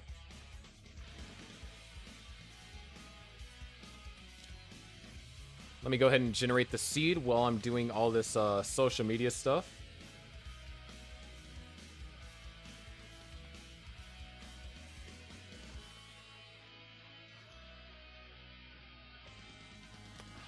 Delta 7, Falco 2, 5 Alpha.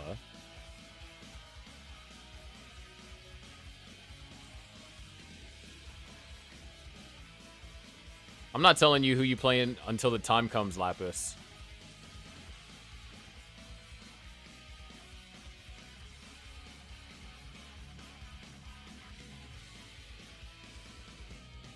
Good to know. You literally got 0 information.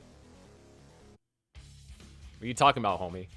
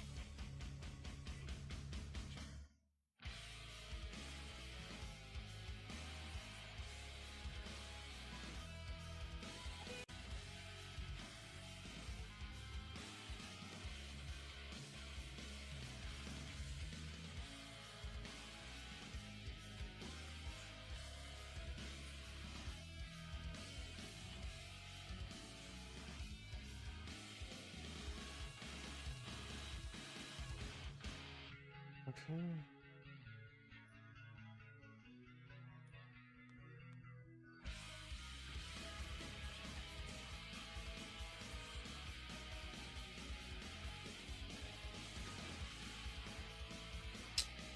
I haven't been running ads.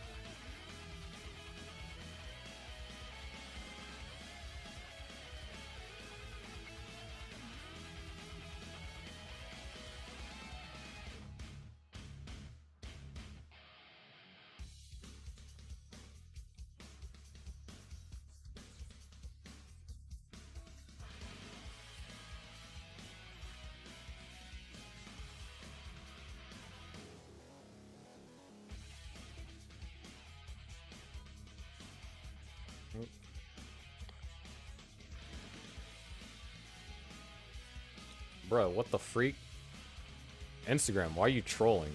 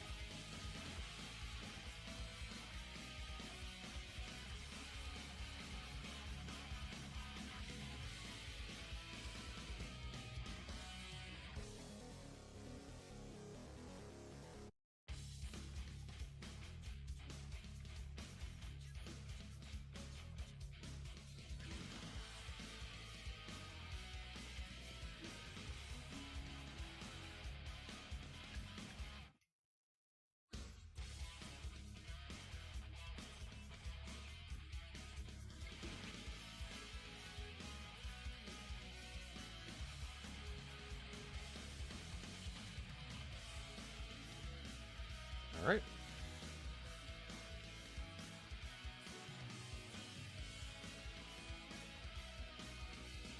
Okay, that's shared. Thank y'all for being patient.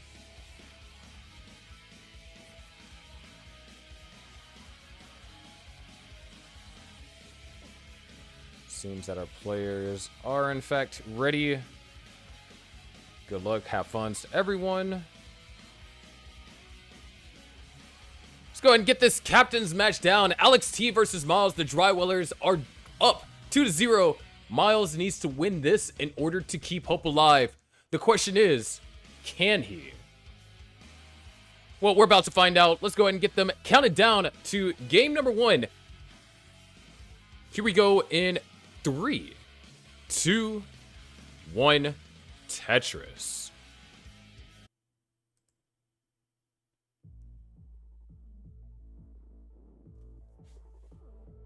So in terms of last time we've seen matches from obviously Alex T, it has been a hot minute since we've seen our last match from the Drywellers. And after having quite the weaker season compared to last season Drywellers managed to be kind of high up there and were a threat to actually win the playoffs last season. But we're talking about this season. We haven't seen the Drywellers play since almost since the second half of the season started. When Millionaires just recently played, coming off of their loss against the Oxcords. Yeah, it's looking like the last match that the Drywellers had were up against the Wavy Ones. In which case, they did end up losing that match. Sineb was just too... Sineb and the Wavy 1 team was just too strong. So, this is a matchup that, between the Drywallers and the Millionaires, a matchup that can honestly go either way. They both have some pretty in-depth teams. And even the rosters that came out tonight are some pretty strong rosters. Of course, the biggest surprise that we've seen so far has been Galaxy Biscuit. Kind of living up to that potential that, you know, that got Alex T and Oop very excited whenever they were able to draft him as the first pick. But of course, those matches are in the past. Let's talk about the present. 209,000 for Alex T, off to a better start than Miles at this point. Beautiful Tetris and a well transfer for Miles. It's going to be trailing by just under 2 Tetrises, as both players are on the same line count, and Miles unable to utilize that eyepiece for a Tetris. Can use the next one though. So yeah, 2 Tetrises is what's going to be separating these two players here in the early game.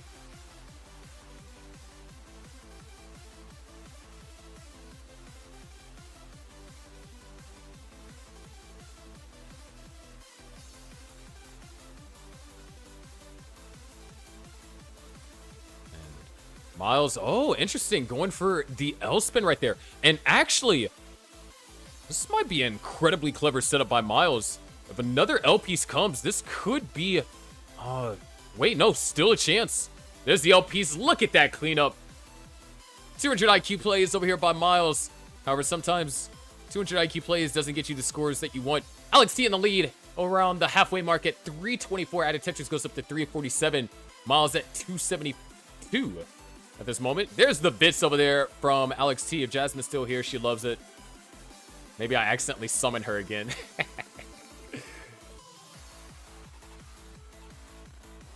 That being said, Alex T has been able to build up just shy of a 100,000 point lead here in the level 18.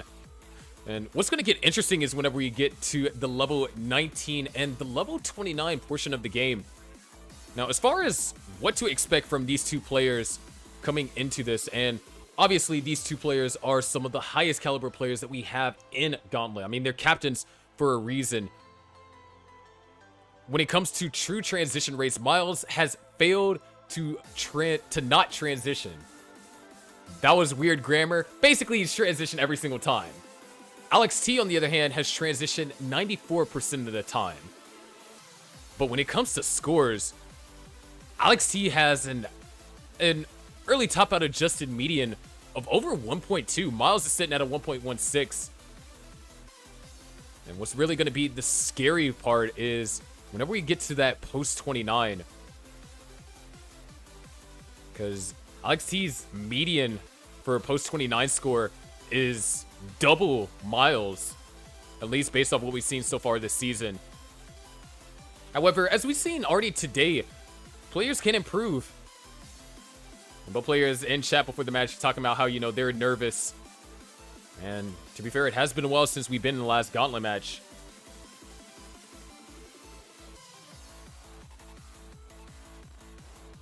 So, that being said, split double over there for Miles at 420.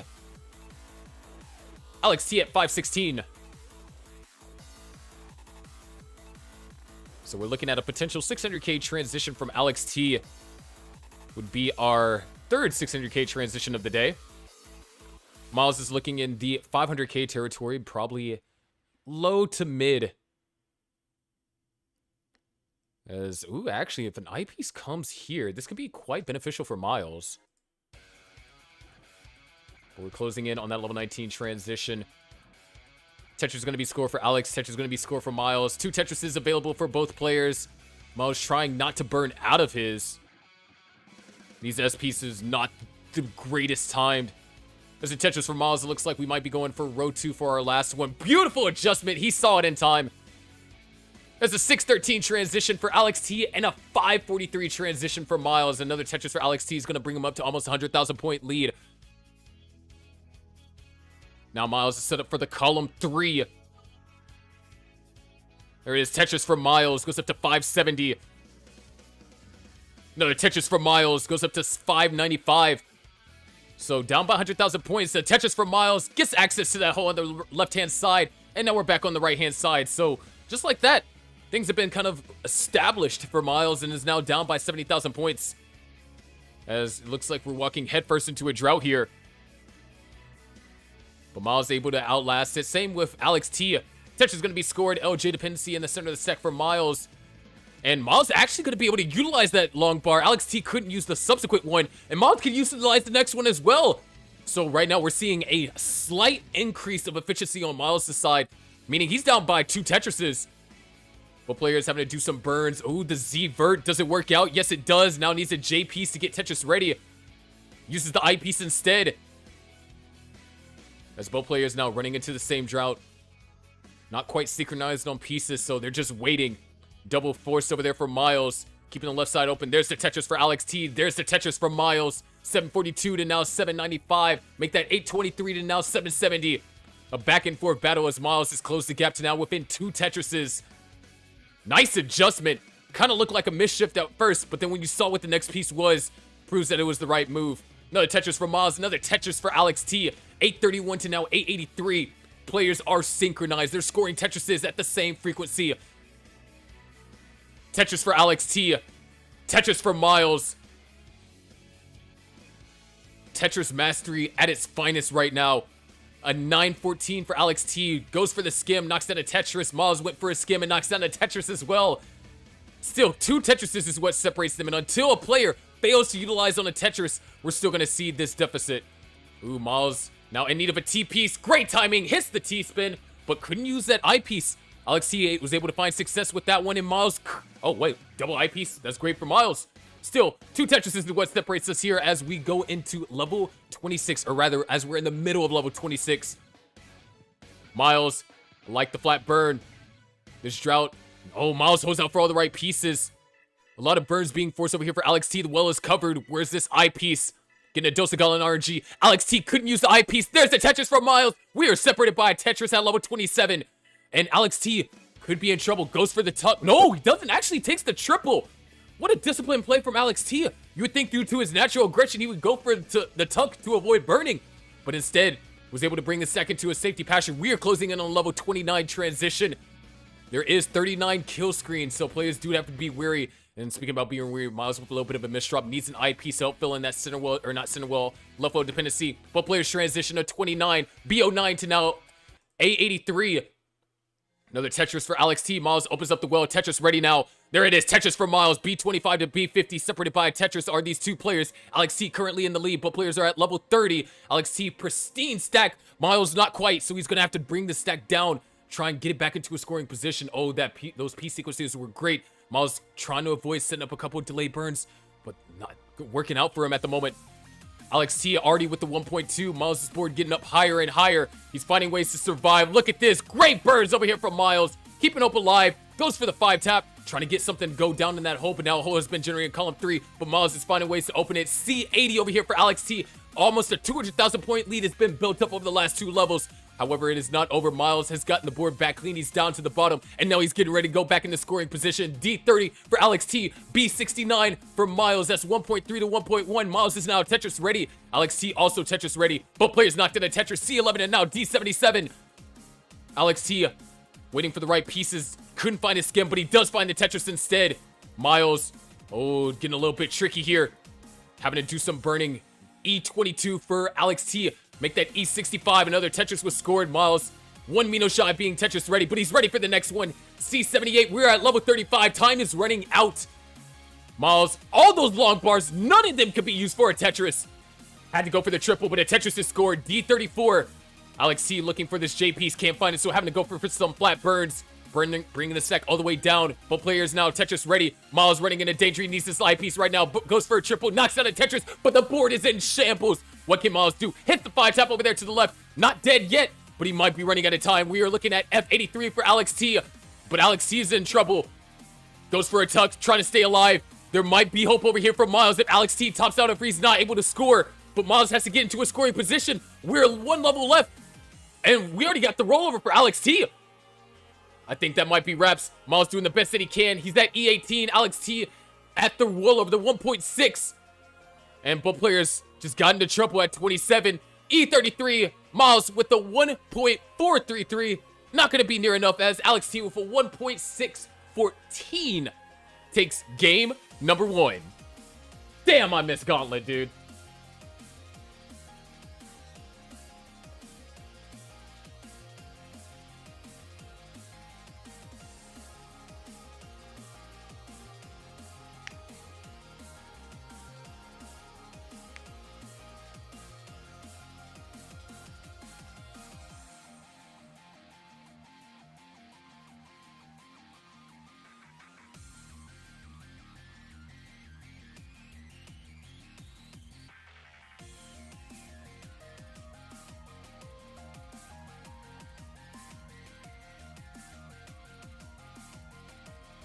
Was too slow. Man, oh man. Feels good to be back.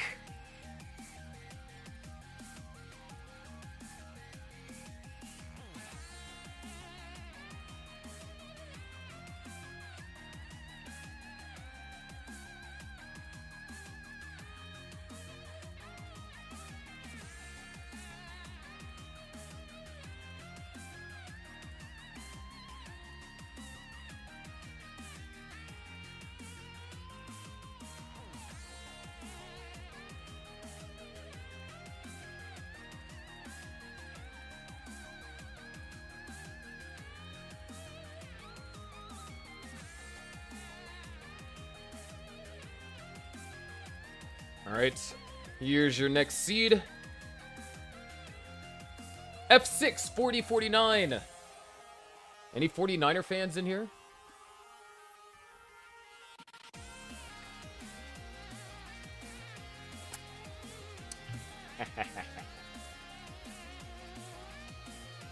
By the way, if you haven't already, you enjoying everything, make sure you follow. If you want to stay up to date with stuff happening with Gauntlet, you can join the Gauntlet Discord server. This is a very special week for Gauntlet, for those of you that are in the server, so you probably already know. But it is Gauntlet Ascension Super Week. So there is a lot of action going on. I'll show you guys on screen real quick while we wait for Alex T to confirm. But as you can see, we have a match happening basically every day this week. There's even two matches happening on Friday. Not something you want to miss. But, yeah, once we get the ready from Alex T, we are good to go.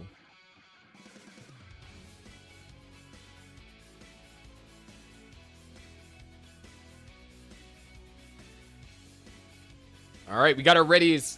Let's go ahead and get them counted down. Here we go in 3, 2, 1.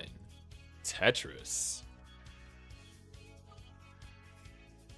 And as you can see, J.I. Now, that game, I kind of gave a little bit of foreshadowing. You know, we dived into the stats a little bit. We talked about how Alex T had kind of doubled the potential in terms of level 29 or the post 29 play. And you really saw that on display, being able to build up majority of that lead in 29. And when it came to post-transition, they were pretty even. In fact, Miles was able to find just these tiny spouts of greater efficiency than Alex T. However, at the end of the day, when you're talking about at the highest level, we have it's a three-part game. You got 18, you got 19, you got 29. You can win on 18, you can win on 19, but if you can't follow through on 29, you might as well be in trouble. Speak about being in trouble, that's what Alex T is in right now. Nice little skim to try and keep himself alive, but he's going to need an L piece. Oh, he's going to need a lot more. Goes for the flat J burn. That might be the save he's needing. Can he get the I piece over? Yes, he can. These Z pieces are absolutely horrendous. We might be seeing another early tap out here from Alex T, but he said not if I have some. Nope, that's it. Early tap out for Alex T. Miles is on the board for game number 2.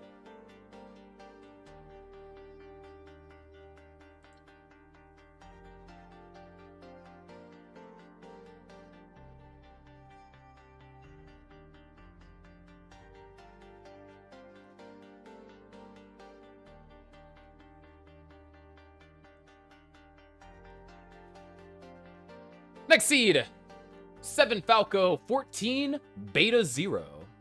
That's 7 Falco, 14 Beta 0. All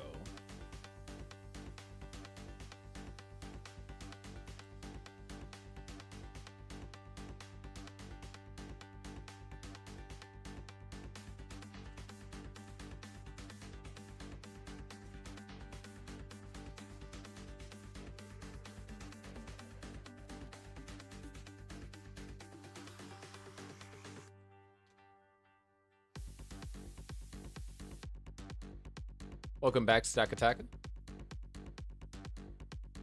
Got it ready from both of our players. Game 2 was a bit short, so here's hoping that we get a longer one. Here we go in 3, 2, 1. Tetris.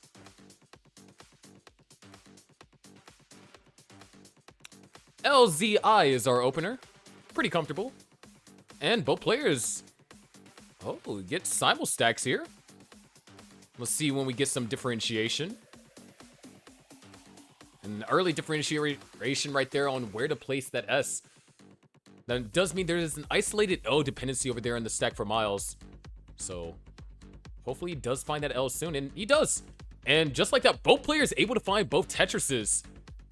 Miles trying to avoid building any I dependency. And Miles is going to get Tetris, ready before Alex T, but it doesn't matter. So despite the slightly different opening approaches, both players are able to find ways to stack accordingly. Some puzzles at work.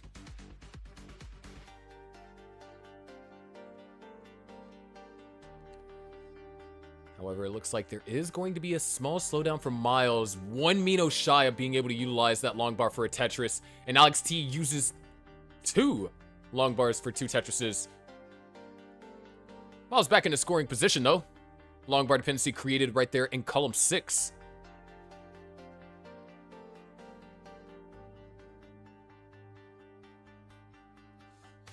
And delay burn set up over here for Miles. And once again, double long bar, so didn't matter. But we're gonna have a bit of a more efficient opener over here from Alex T. And in game 1, because game 2 didn't amount to much.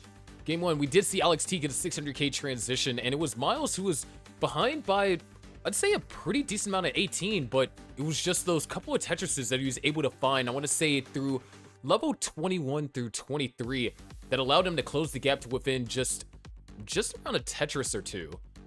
Or it was 2 Tetrises, and then towards the latter part of 25, it was a Tetris. So despite there being a discrepancy right now in terms of scoring, you can always count on Miles to find just a little bit of efficiency somewhere. And hey, who's not to say that Alex T won't misdrop? Or RNG forbid get into another situation where it was perilous. Because Alex T definitely could have survived what happened in game 2. It was just those Z pieces weren't necessarily cooperative. They really wanted to put him to sleep. And, well, they delivered the knockout blow. But right now, these paces are going to knock you guys out. 276 for Alex T, 261 for Miles. Miles slightly ahead in lines, but pace is pace. And 300,000 before that 60 line marker is where you want to be if you want a 650 transition. And Alex T is kind of threatening that at this point. Miles, once again, just a lot of untimely long bars for the way that his board has been built throughout the duration of this game.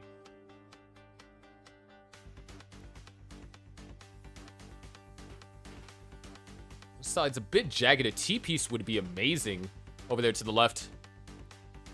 Doesn't find it, so is going to have to do an alternative solution instead, but not before getting Tetris ready. Alex T has done nothing but expand the lead by a Tetris, which doesn't sound like a lot until you look at the scores and realize that players were separated by 60,000 points at that moment. And they're kind of separated by 60,000 points right now. 438 to now 382. We're actually looking at a pair of 600k transitions. Miles is going to have to work for his just a little bit harder. Alex T, on the other hand, threatening to have 500k before 100 lines. Just been able to have a greater utilization of the long bar. And if it comes, no, not for some reason, I felt like the bits was an option. It was there.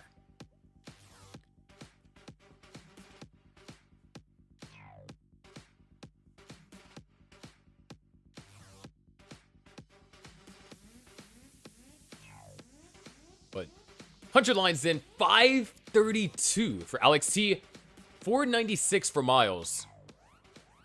So the 100 or the 600k thousand transition still on the table for Miles, and it's more than on the table for Alex T. It's in front of him on a silver platter. He just needs 2 Tetrises to lock it in. Of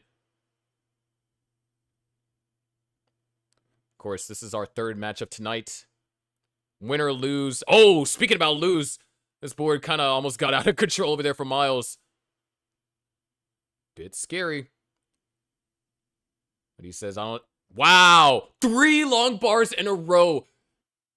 The refusal to create a long bar dependency really hurt Miles right there. And now we might be looking at it. Could we see Miles' first early top out of the season? He has a 100% transition rate. He's 8 lines to go. Now, who am I kidding? There's a reason why he has one of the few in Gauntlet to have 100% transition rate. And we're going to see that as Miles is going to transition with a 540. Alex T. Clean board. Tetris ready. And we're not going to see the 600k or the 650. But we do get a 650 following that Tetris. So Miles got his work cut out for him. He's at 592. Already at level 20. And really untimely jagged pieces right there. He is Tetris ready, so as soon as he gets this well open, if the long bar comes, well, not anymore. Once again, just the timing on these bars has just not been great for Miles.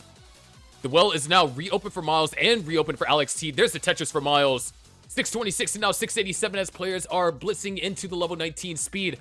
We are already 2 levels in for Miles, 1 level in for Alex T as he transitions to level 21 at 718.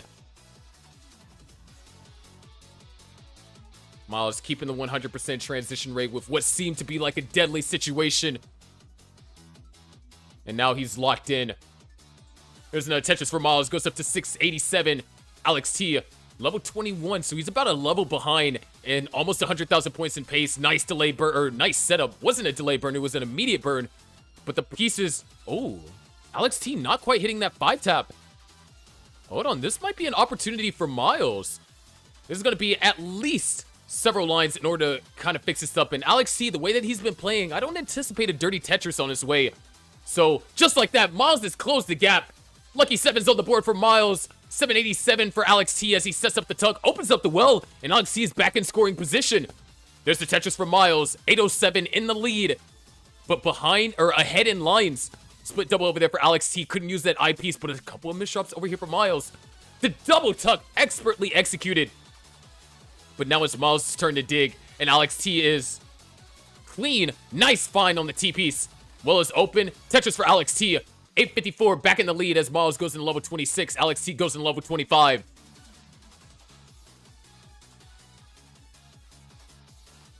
Miles setting up for the dirty Tetris. Finds it. Perfectly executed. 885 to now 918.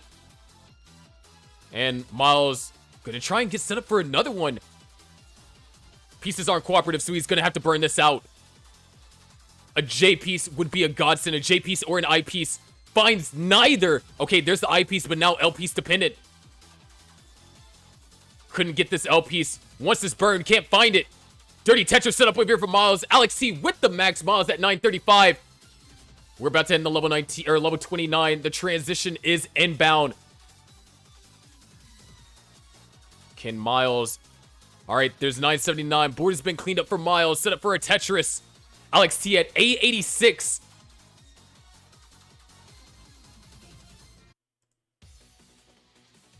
Miles Tetris ready. Couldn't find the eyepiece in time. Once again, the timing of this long bars are just killing Miles, but that Tetris is going to be what he wants. 830. Miles has officially got the 1,000,000 points. Alex T with B25. Going to have quite the advantage, but now a long bar dependency just got built up. One more line takes us into 29. Alex T takes that line, and it's going to just have to burn the stack down. Miles surviving what could have been a scary situation, but Alex T, hangs the piece over there to the right, but is able to get the Tetris. Miles trying to downstack. Alex T trying to survive. These holes are a little bit annoyingly placed. Alex T needs that J piece, finds the I piece instead. Well is open, but it's not going to be a Tetris. Trying to get more ways to burn down. Alex T not going to be able to score Tetris. This is Miles' opportunity. He has B70. He's down by less than a Tetris, and Alex T is in down stacking mode. We know what Alex T can survive, but this is going to be costly. Miles executes the tuck perfectly. Goes for the skip. Tetris for Miles into the lead at C18. Alex T at C flat almost. Still trying to survive. Gets the I piece, and he's almost down to the bottom. Miles is set up for a pristine Tetris. Left side is a bit of a concern. Hangs a piece over to left, knocks down the Tetris, but now he's going to have to address that left somehow. Hits the 5-tap on the eyepiece, and Alex T now back down to the bottom. trying to get away to score. Is he going to go for the road to? No, he's not even going to go. No, Alex T is going to try and commit for the center wheel. But unfortunately, the pieces aren't working out for him. Miles with C85 just in the lead by over a Tetris. It looks like Miles, no, not going to go aggressive. Set up for the Tetris here on level 20, or level 36. Tetris for Miles. Center wheel Tetris to set up for Alex T, and he knocks down one as well. C79 to now D38. And Alex T, once again, not in scoring position, but neither is Miles. Miles having to do some down stacking. Good burns. Beautiful J piece right there. That T piece is going to help open up the well. Not quite Tetris ready. Needs a piece to skim. Can't find it. Does get the S piece. Goes for the S flat. Trying to open up this well. Gets a perfect Z piece. Holding out for the long bar. Miles had to go for skim. Once again, long bar, not Tetris ready. Alex C is now down by less than a Tetris. Miles only with one level to go. He has to go aggressive. He's trying to get all three Tetrises here. There's one. E15 now for Miles. There's another. E62 now for Miles. And now he needs another eye piece. Can he find one more for this last Tetris? He does. F10. It gets the triple on level 39. He's still going. F25. He's trying to squeeze out anything. F26 is the chase down for Alex T. He's at E10 right now. 3 Tetrises are available for Alex T. If he gets every single Tetris, he can do this. There's one. But oh no. These burns that are being forced on Alex T. Wait. It's possible. There's another. One more and he's good. And the clutch chase down from Alex T. F61. And also playing on level 39 for extra insurance. Game 2, or Game 3, goes to Alex T.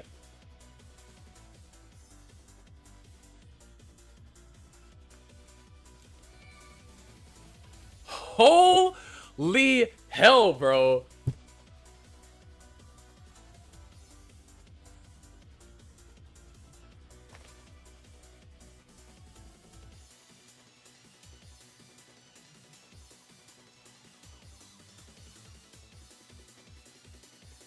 Nah, bro, that's actually... Dude, it's been so long since I commentated a 29 like that.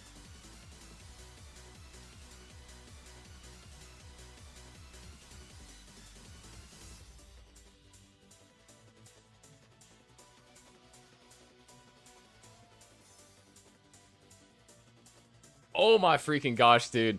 What a game. What a Game 3. Drywallers are 1 game away from getting a mercy rule on the Millionaires and starting their path to securing their spot in the playoffs.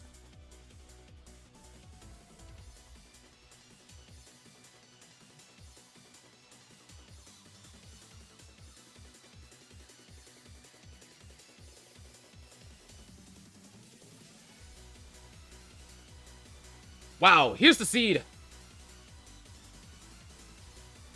6 Epsilon, 1 Alpha, 73. 6 Epsilon, 1 Alpha, 73. Of course, take your time. Uh-oh. Controller's wobbly. Uh-oh. Uh-oh. Might be in trouble. Can we see a decider? Oh no, who knows? But man, oh man, are you guys enjoying this?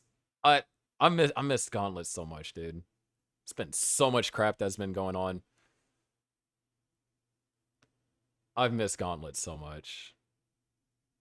And you get a full week of this. Alex T comes back tomorrow to play SB in the Grandmasters. So it's going to be more of this action. If you are enjoying, of course, and you're new around here, make sure to drop a follow. If you're really enjoying, a sub is a great way to, whether it's Twitch Prime or something, it's a great way to support everything that I'm doing. Or if you're watching on YouTube, channel membership also works.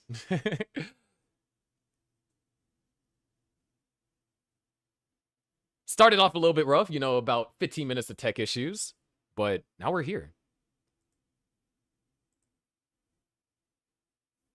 Man, oh freaking man.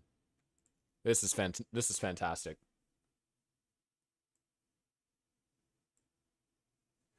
All right. You know what else is fantastic? Getting into Game 4. These players are ready. So am I. And I hope you're ready too, chat. If not, too bad. I started the countdown. Here we go in 3, 2, 1. Tetris. Ooh, double Z opener. Followed up by a T-piece. We got Mari's favorite song playing.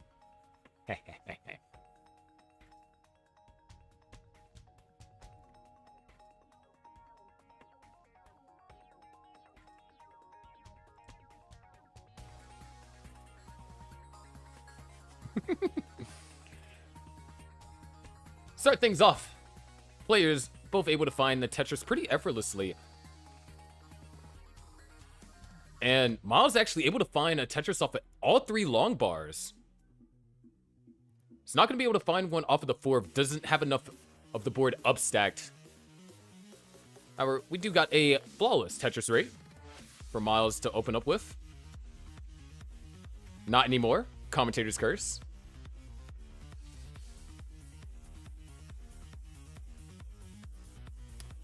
Either way, a bit of a higher percentage. Miles has only taken 1 burn so far. More are going to be forced here. That O piece was not the best, as both players are at identical scores. And that's 2 long bars Miles couldn't use. Alex T was able to find success with them. And we saw this trend happen in the last game. The timing of the bars was just very unfavorable to Miles. Even if just one of those bars was timed a little bit more friendly, Miles could have either got out of the dig going into transition a bit earlier, could have scored a Tetris, and that was what was the difference at the end. It was a Tetris. Probably on the later 19 speeds, but still the point stands.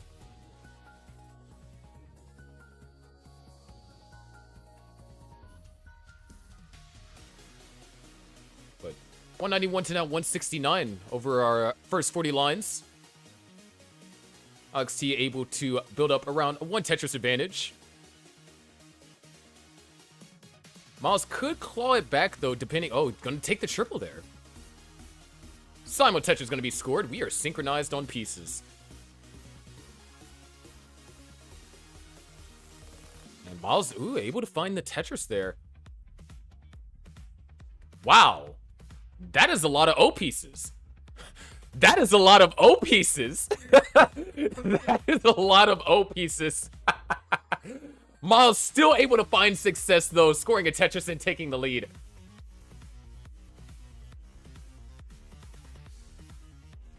Gauntlet RNG at its finest, I tell you.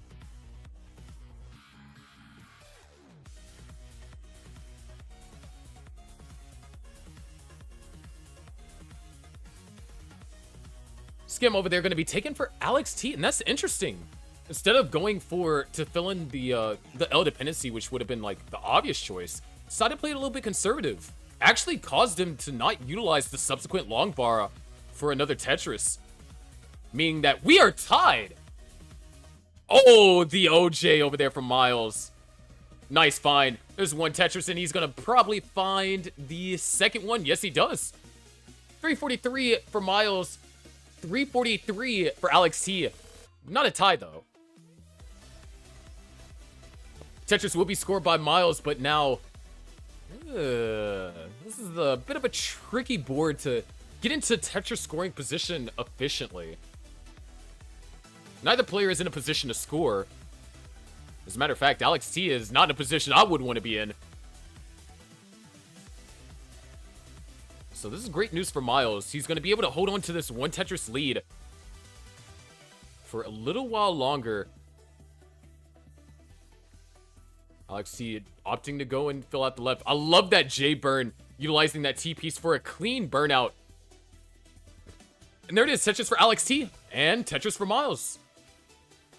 406 to 402. Miles still currently in the lead, but it looks like we have ourselves a game, ladies and gentlemen.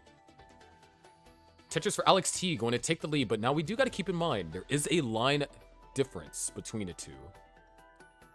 Alex T is 2 Tetrises ahead worth and lines and score. So it is possible that we can still be neck and neck as Miles knocks down a Tetris.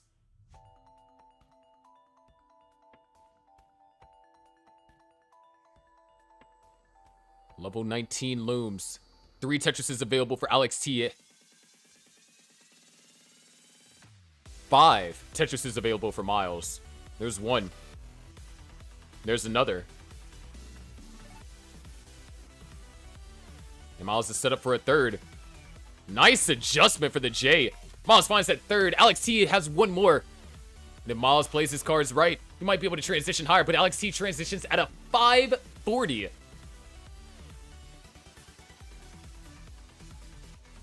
There's the Tetris for Miles. One more available. And Miles transitions at a 547. 7,000 points is what separates us here. Game 4. Miles has to win this to bring us to a decider. Alex T has to win this for the Drywallers to guarantee the match, regardless of the outcome of the final match for tonight. Ooh, a lot of tugs being forced over here for Miles. Beautiful delayed burns. Great T-flat burn. Well is open. Tetris ready. And there it is. Tetris for Miles. Tetris for Alex T. 599 to now 620.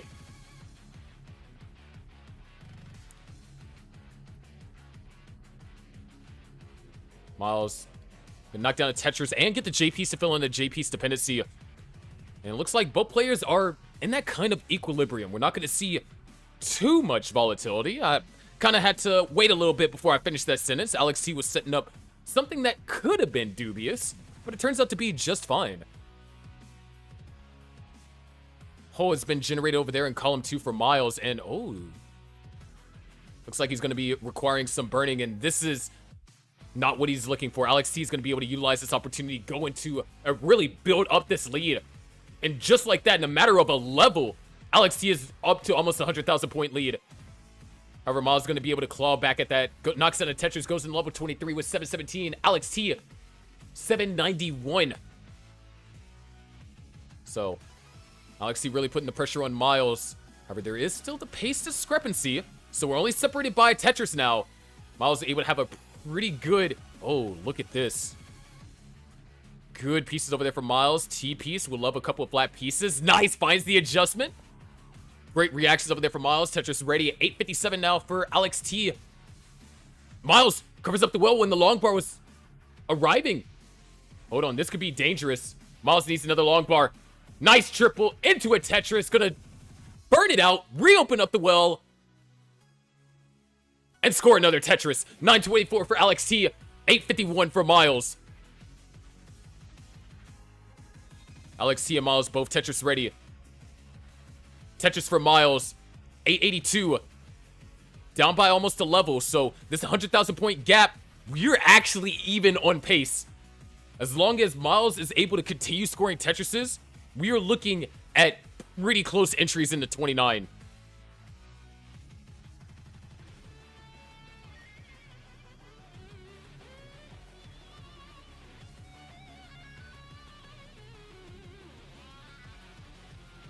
Miles, J-piece dependent, finds it. 896 is Alex T's score. Miles going to hold out for... Oh, nice adjustment. Miles going to hold out for this T-piece. He doesn't want to go for the Z-flat or the Z-spin. And he's going to be forced to. He's not getting that T-piece. He's not going for it. Now he goes for the Z-spin. Alex T goes into 29 with a BO4. Two skims going to be forced over there from Miles' side in order to get Tetris ready. Alex T having some issues with that left-hand side. The pressure might be getting to him. He needs to hit this 5-tap. This is very crucial. Miles goes into... Oh, no! Alex T hangs! B13 is one. Alex T tops out and Miles is good. Ladies and gentlemen, we are going to a decider.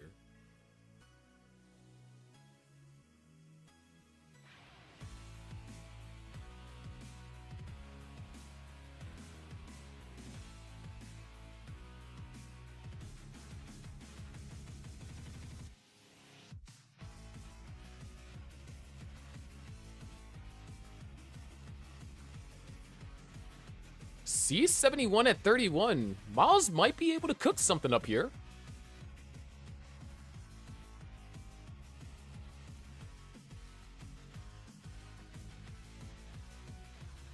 Ooh, and he's even gonna go... Dude's playing aggressive. D52 is the top out. Very well done.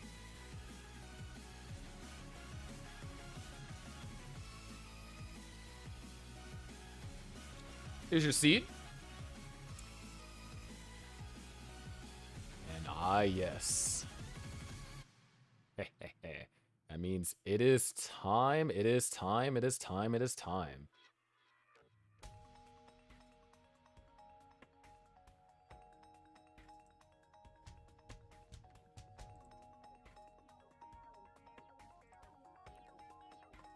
It's time for the good old-fashioned Gauntlet music combination.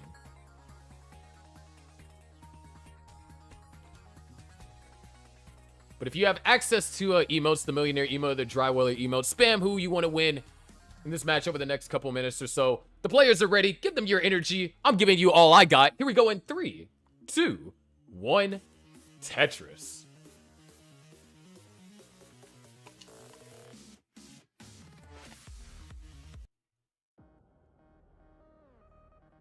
So, there you have it. Back and forth, the wins have been exchanged between these two. Alex T took game 1. Miles took game 2. Alex T clutched out game 3. Miles won game 4. Everything rests on Miles' ability to win this game 5, to keep hope alive for the Millionaires.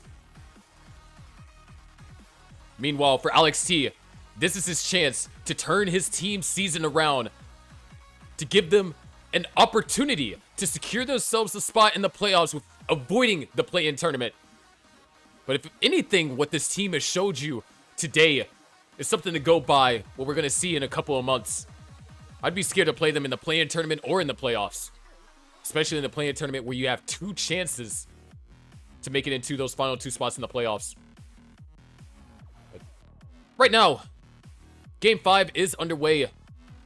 And Miles with a lot of peculiar setups here. We're not going to be seeing a lot of scoring from him over the next couple of lines.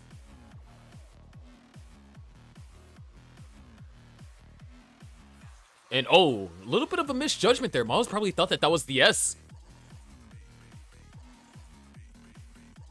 Sometimes piece dyslexia happens to the best of us. And that's not going to be a Tetris, that's going to be a triple. And even if he gets another I piece, that's still not going to be a Tetris, it's going to be a triple because of that hole in column 5, row 2. Alex T playing a little bit with fire there. He's just going to burn it down. JP's dependent. And there it is. Alex T's back. And low. Triple for Miles. He's now in scoring position. He's going to knock down a Tetris. 40 lines in. 142 to now 195.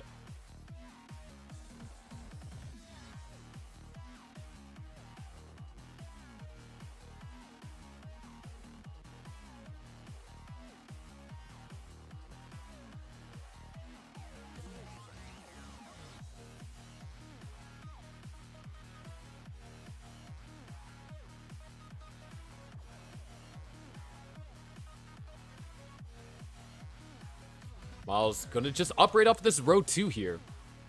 There's nothing wrong with going for row 2 Tetrises. I mean, sometimes it might be a necessary cause, especially when your opponent is Alex freaking T. You can't give this guy any room, or he'll take it and run away with it. But as far as where games have been tonight, they've been relatively close up until we hit that 29 point. Ooh, Alex T. Really untimely S's right there. I like the way that he's trying to deal with it, though. He's going to be able to find a Tetris, but now burns are going to be forced. Oh? Alex T. Actually... yeah, he's going for it. Said, Miles, you're not the only one that can play a little bit dirty. I can play dirty myself. Dirty Tetris for Alex T goes up to 340. Miles. Scary flat bar burn. Well is open. It's going to cover it back up. Oh, let's see the Z spin. OP's decided to just go ahead and burn it out. And that's fine.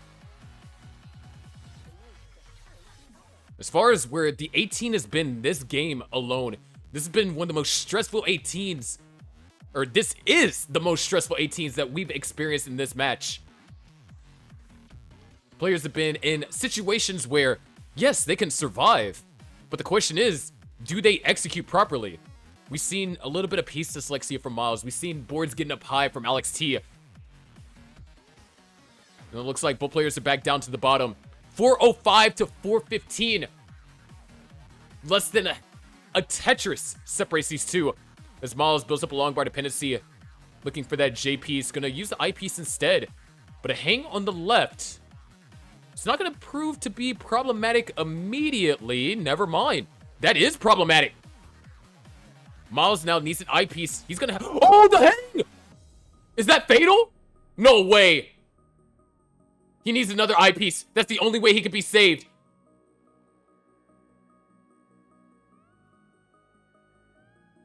He freaking lives. He keeps the 100% transition rate alive. He lives that. Clutches out the eyepiece over to the left. Finds ways to downstack without getting another eyepiece. However, we are only 10 lines away from transition.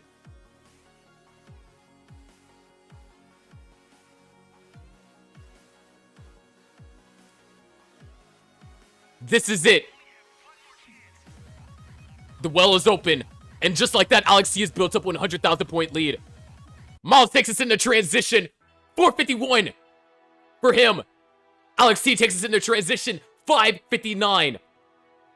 100,000 points is where Alex T currently resides in the lead. Beautiful delay bird setup over there for Alex T. It all comes down to this. Both players now level 20. Tetrises have been scored. Miles not going to be able to get any more O's over there. Once again, Miles in a dangerous situation. Not necessarily in danger of topping out, but how is he going to score? No way. No, he's not going to go for it. Alex T is going to be able to take advantage. He's currently at 663 after scoring that Tetris. Miles is in danger. He's now trying to down stack. A couple of doubles going to bring the stack down to a lower piece. Another double. Going to be very useful right there. Going to get access to that hole, and he's just going to try and burn this out the best that he can. Alex T opens up the well, knocks out a Tetris. Looks like there was a little bit of hesitancy on that eyepiece, but it does find its mark. Makes it all the way over to the right-hand side. Both players not in scoring position, but Alex T is closer. Miles trying to dig down. He needs this eyepiece. He wants this eyepiece. He's not going to get it. He's running out of room. He finds that eyepiece. It only burns a split double. Now Miles' board is getting up high. Goes for a flat burn. Nice delay burn. Needs a piece to go over to the right. He needs to find a way to down stack that T-piece. Finds his mark. Still trying to stay alive. 557 now for Miles. Eyepiece finds his way over there to the right-hand side. And now, oh, that's nice. Fills in the L-piece dependency. Three eyepieces. Really bad timing for them. But Miles still finding a way to make it work. Trying to get a way to open that up. Once again, more holes are being generated. Miles now needs the eyepiece over to the right-hand side. He's been up top for basically the entirety of the post-transition, but he's finding his way. He's down stacking. Alex T, 746, pristine, clean, knocks out a Tetris, goes up to 776, and Miles is almost there. There's only a few more holes that need to be dealt with. One of those holes is in column 8, dealt with. Hole that was in column 3, dealt with. He survived, but 591 at level 26. If Miles wants to win this decider, he's going to have to hope on Alex T to poorly utilize 29 play, and he's going to have to play out of his mind. There's the Tetris for Alex T. There's the Tetris for Miles. 659 to now 875. 3 levels remain before level 29 for Alex T. 2 levels remain for Miles, and I still got to commentate another match after this. 702 now for Miles. Alex T gonna bring the stack down. He's in the ultimate power play position. Miles is the one that has to complete this chase down. Miles is the one that has to usurp Alex T's lead. Miles is the one that has to survive right here and now. The board's getting up high. Are we running into a drought?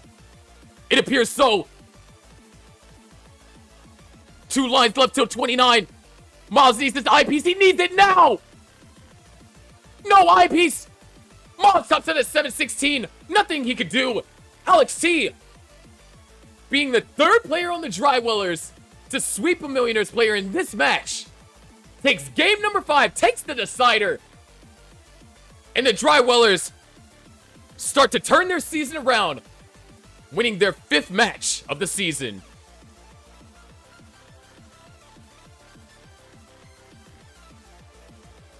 Oh, not sweep.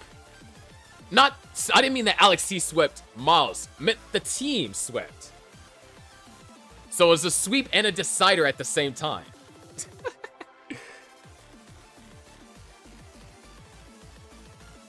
Beast emphasis. Well played by both players. Props to Miles surviving. If there's any consolation prize, Miles still has a 100% transition rate. But we have one more game, or one more match left to go. That's going to be Guafi versus Cole. And it's still going to be very important that Guafi wins this match. Because if the Drywallers do only win 4 out of their next 6, then that match difference is what's going to be a tiebreaker. But ladies and gentlemen, don't go anywhere. We have one more match for tonight. Gonna head to our intermission. We will be right back with more action here on Gauntlet Ascension.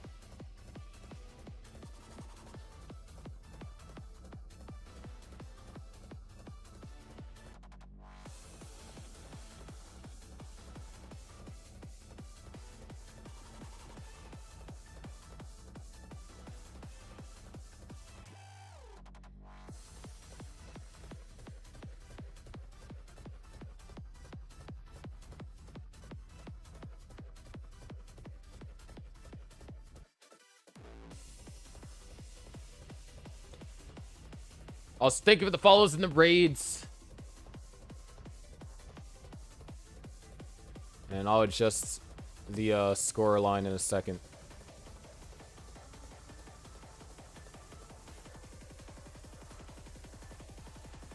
I gotta get back into the swing of doing this because there's a lot of moving parts to the Gauntlet scene. I am the commentator, the producer, all that.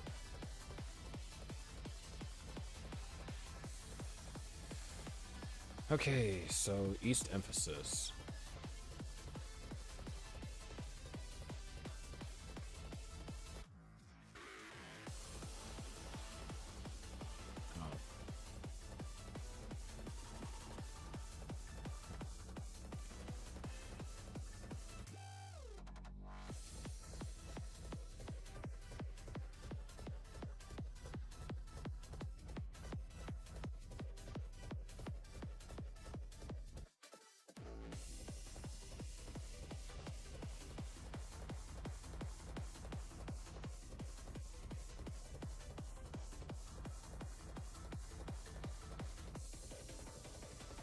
But, how did you guys enjoy that last match?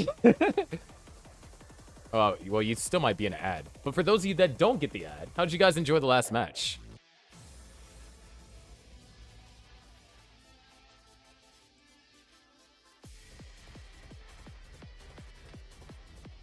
Yes, okay.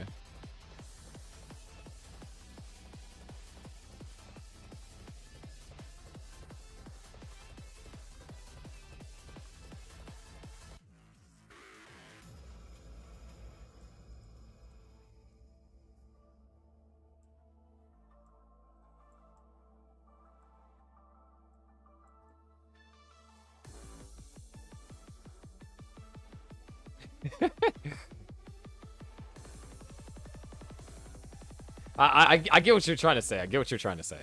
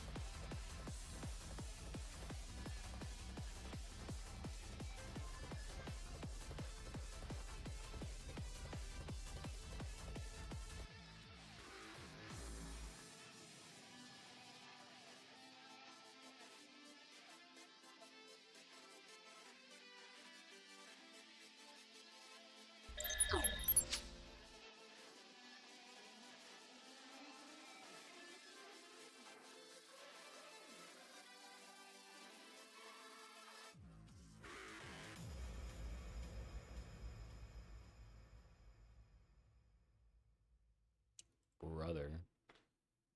All right, CSPS.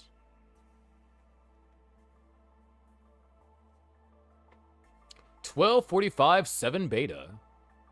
$12.45 7 beta.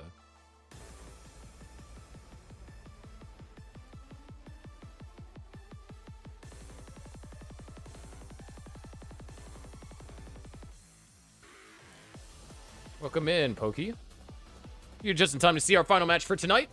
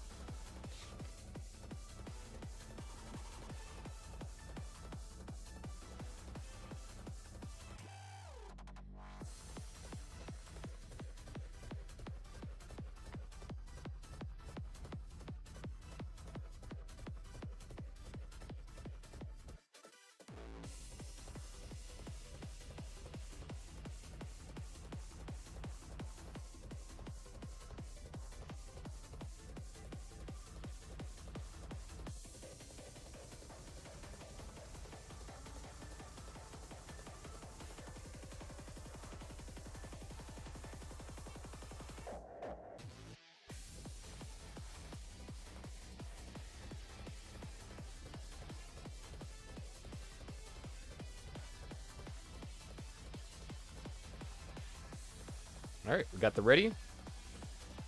All right.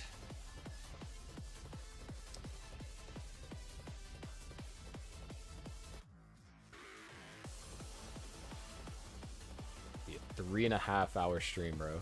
If this goes to a decider.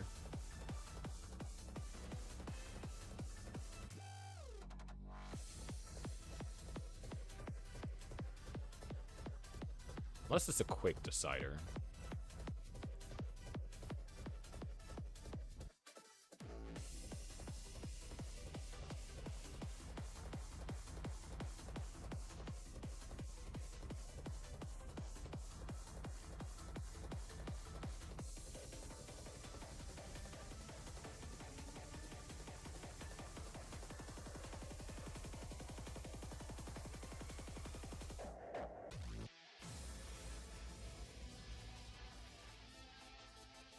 Alright, we got ready from both players. Streams have been freshly refreshed. Let's go and get them counted down to game number 1. We go in 3, 2, 1, Tetris. See, I, Z.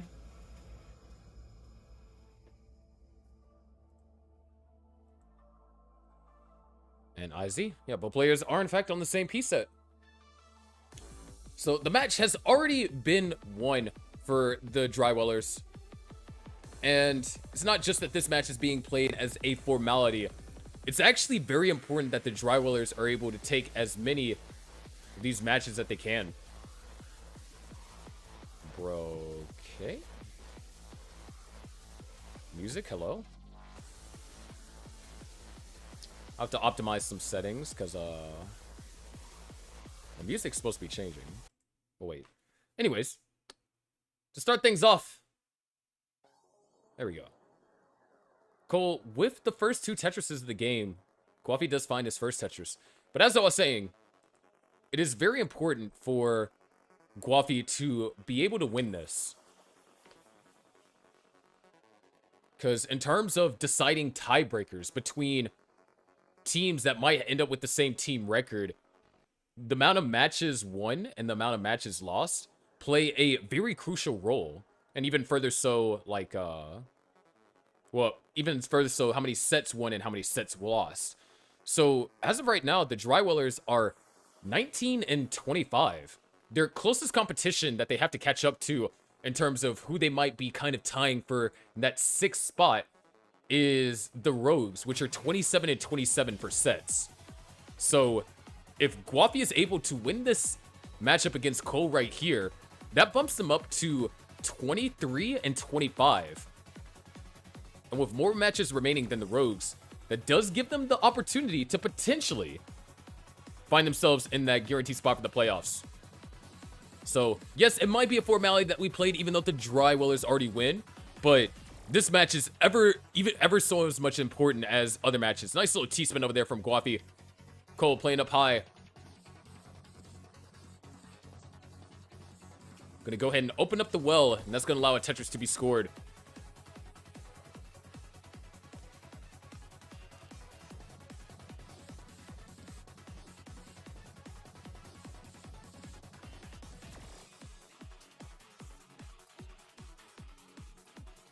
So, it's definitely going to be a tough position to be in. They've already completed one step of that journey, though. Winning this matchup against the Millionaires was very crucial. Their next biggest challenge is the Grandmasters with their star-studded roster. And then Stochastic Squad and Sparks Minos can definitely be dangerous. But we'll see when the time comes. 229 for Guafi, 237 for Cole.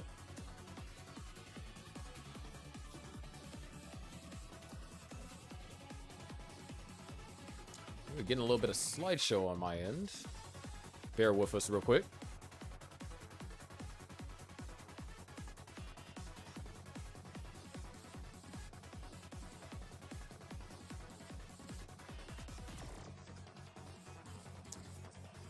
This is going fine up until now.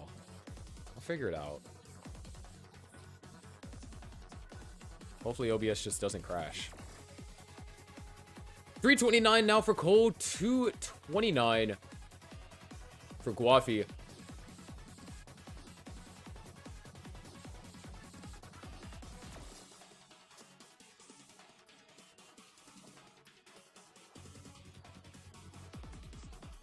What is taking up all my memory, dude? Or my CPU?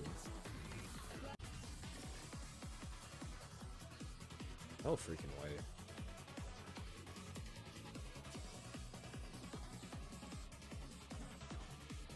Okay, OBS is just kind of being whack at the moment. So I guess I kind of just have to bear with it for the time being. But in the meantime, 381 for Cole, 349 for Guafi.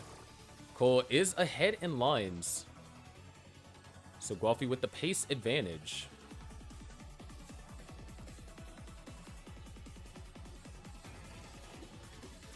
What is actually going on?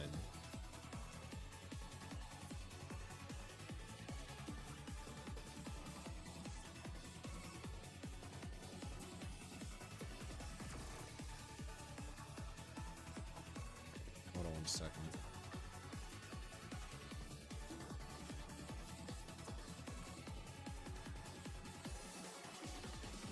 Okay, Guafi is streaming at 1080-60.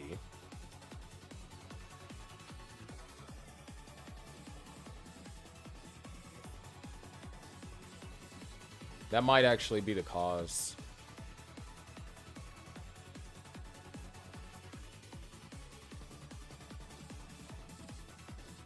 And Cole transitions at 593.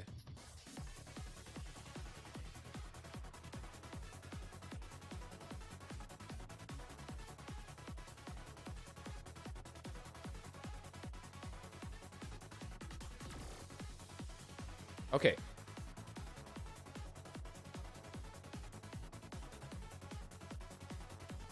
Maybe? I just had to refresh, but we're on level 21. This is a scuffed game 1, dude.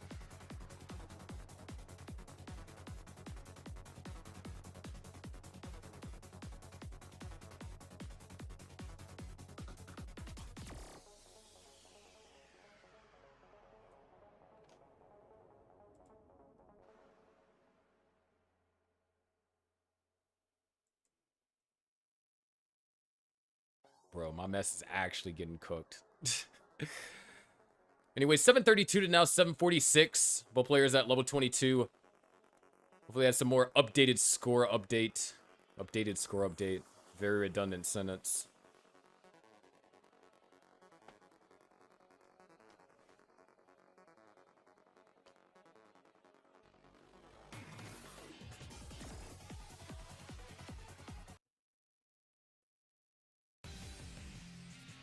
It wouldn't be a Tetris stream without some degree of tech issue. And speaking about issue, we have a minor issue over here from Guafi. Looks like things are starting to look like level 19 speed for the most part. Had to open my mouth. I approve of that tuck setup over there from Guafi. Not going to get set up for the dirty Tetris. But player is experiencing some complications here on level 24. Cole at 815, Guapi at 849, so a 1 Tetris lead. There it is, another Tetris for Cole. He's going to be trailing by a Tetris and change. Excuse me.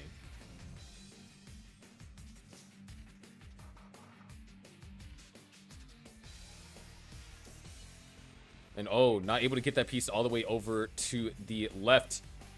Tetris will be scored, but now there is burns that need to be addressed.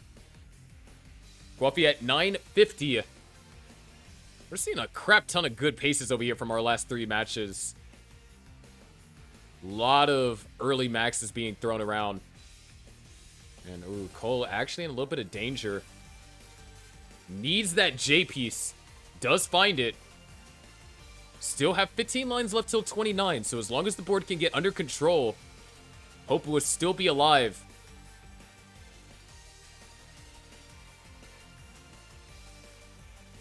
Great down stacking over here from Cole.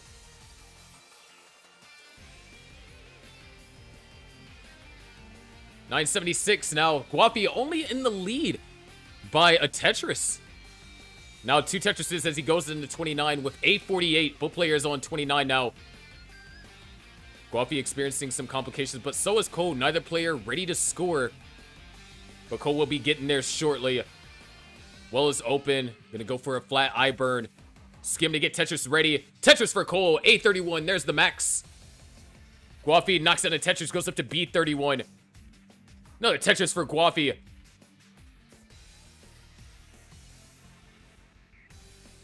Another Tetris for Cole. So far is back and forth.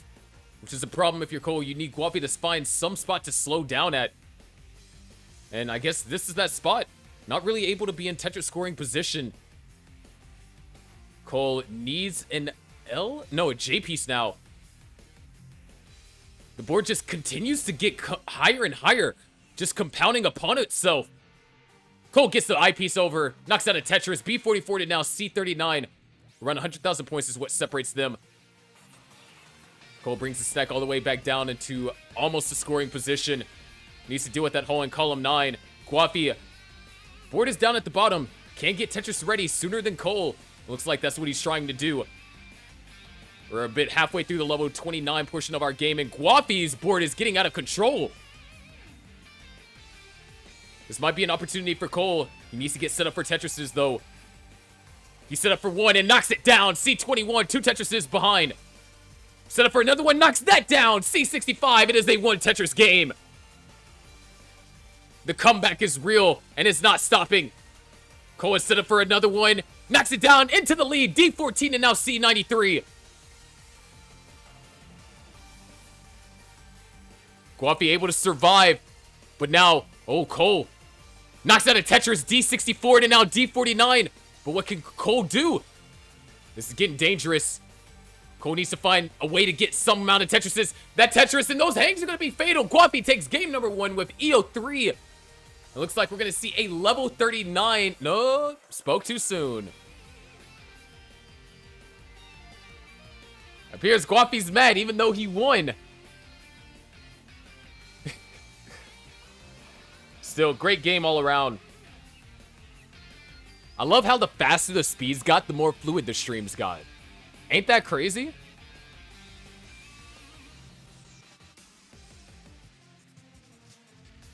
I'm gonna give both a refresh.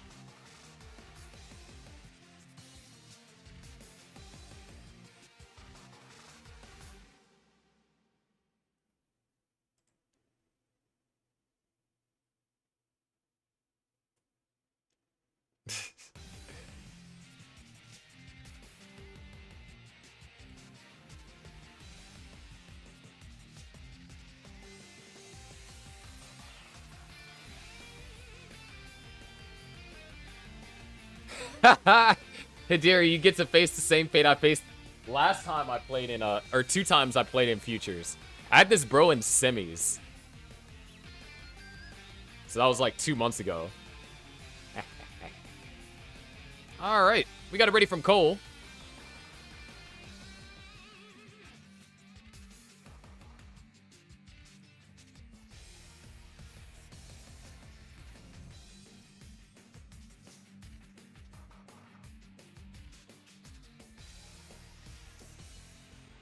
Okay, Mari. And we got it ready from Guafi. Let's go ahead and get them counted down. Game number 2. Guafi took game number 1. Here we go in 3, 2, 1. Tetris. There we go.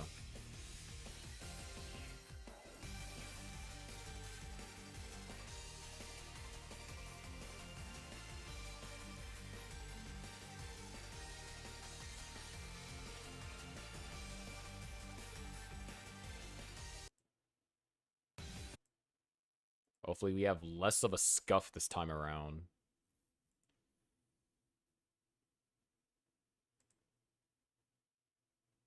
What is going on? My music died.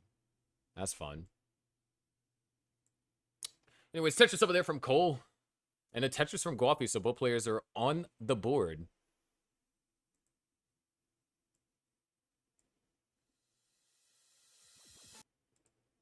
There we go. So, Guapi already with 1 game, 2 more. And we will get a team sweep over here from the Drywellers. Not a clean sweep. There's only been 1 team in Gauntlet history get a clean sweep, and that is the Grandmasters. Bro, what the freak? Dude, everything is bugging out. Holy wow, I can't even talk. Everything is bugging out. Somewhat Tetris, though. 93,860 to 93,480. So, not exactly a tie.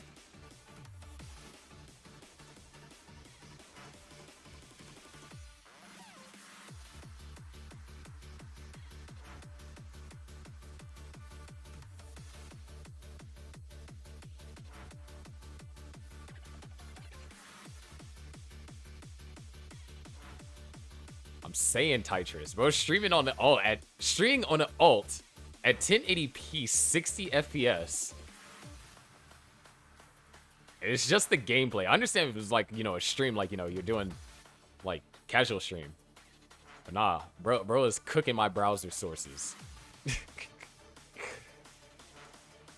2 quick Tetrises from Guapi's gonna bring him up to 209. Cole, oh, we are tied. 209, 380 to 209, 380.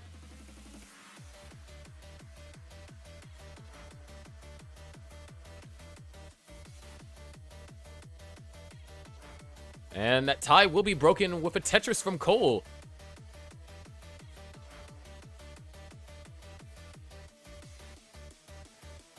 A little bit tricky pieces over here.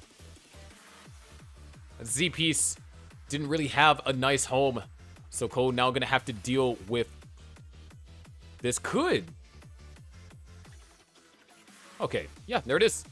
A little dirty Tetris over there from Cole.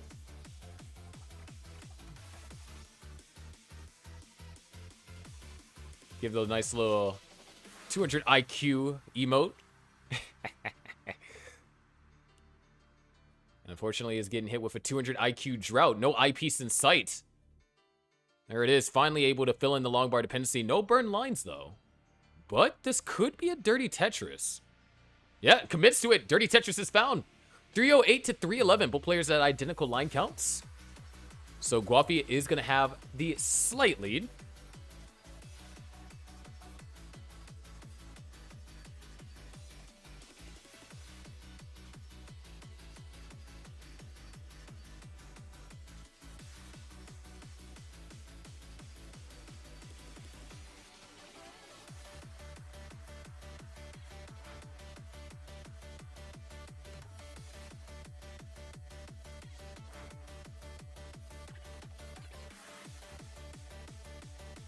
$380 now for Guapi, $377 for Cole. Guapi's going to add a Tetris, and so is Cole.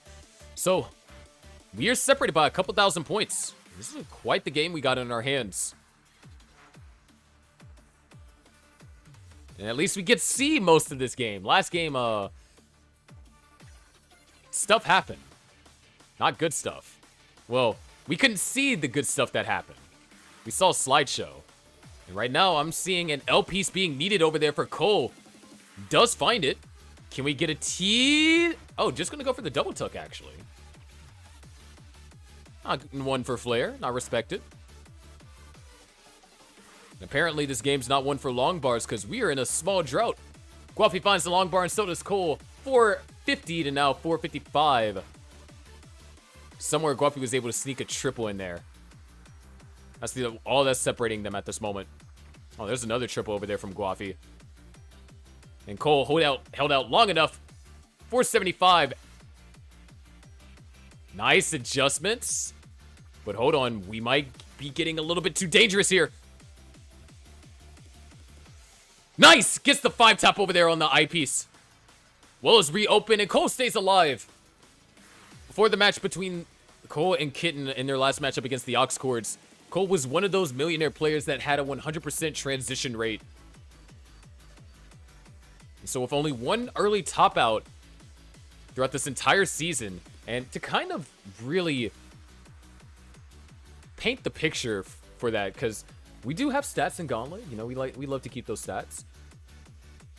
But that is one early top out of the course of, I want to say, 31 games. But it looks like we will be reaching the transition. 576 for Cole, 604 for Guafi. Drywellers came here with their pace game. Cole knocks into Tetris and is now being forced to downstack. Has no Tetris availability for the next. Oh, line spin right there. Kind of jump scared me a bit. Was not expecting to see that.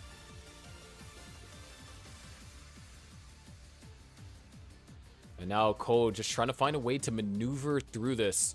That eyepiece is going to help. Guafi clean, pristine, and ready to keep the board going.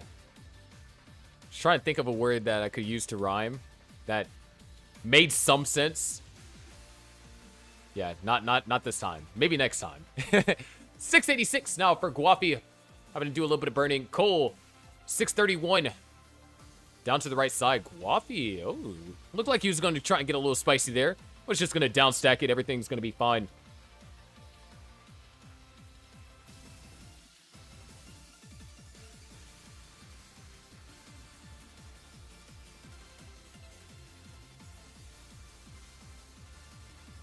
There it is. Cole at 647.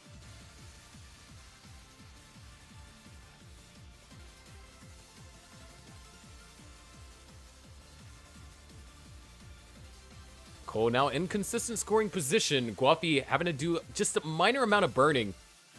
Nothing too serious. There is Tetris for Cole.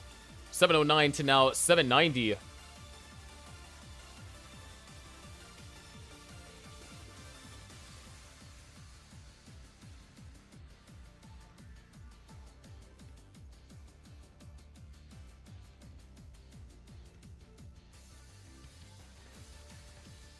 There's Tetris over there from Guafi.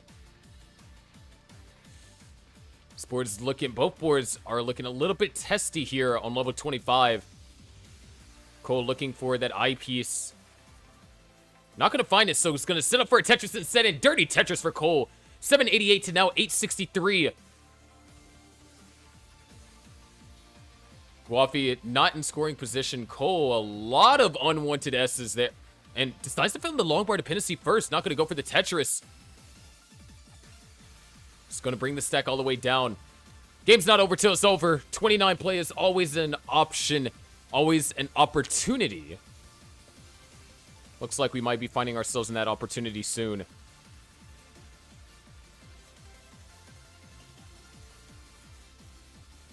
Both players clean on 27. There's the Tetris for Cole. 876.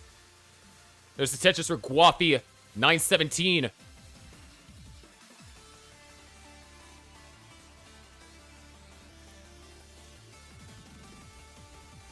Guafi still holding on to the lead.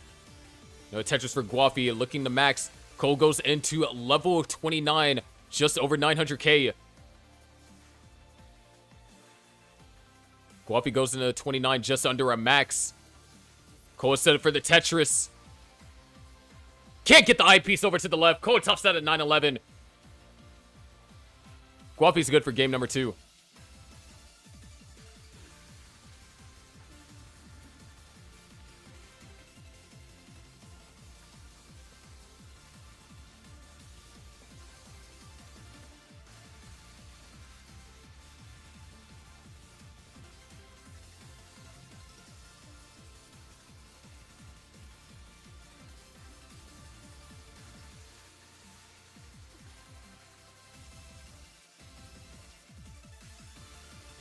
Yes, please change your resolution, dude.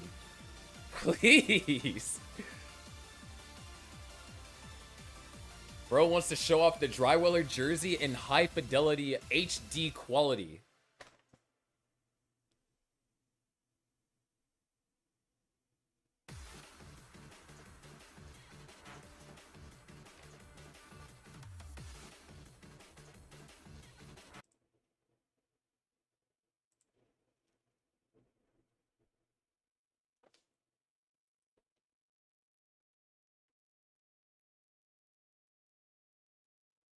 Alright.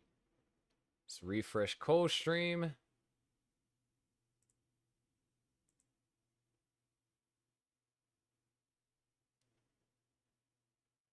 And did I already put the seed in? No, yeah, I did. Wait, did I? Yes, I did. Okay.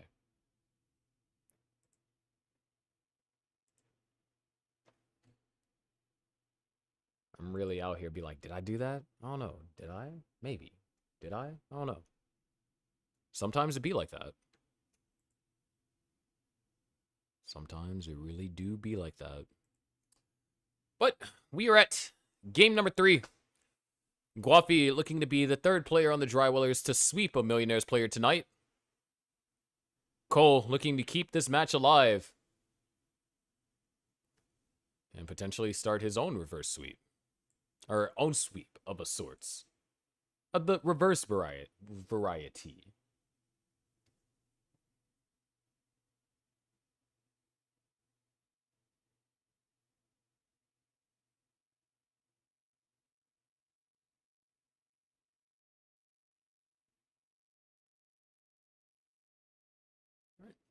Cole is on level select. Just need a little bit of a ready. Are you ready? Cole is ready. Guapi says I'm dumb. Hey, you said it, not me.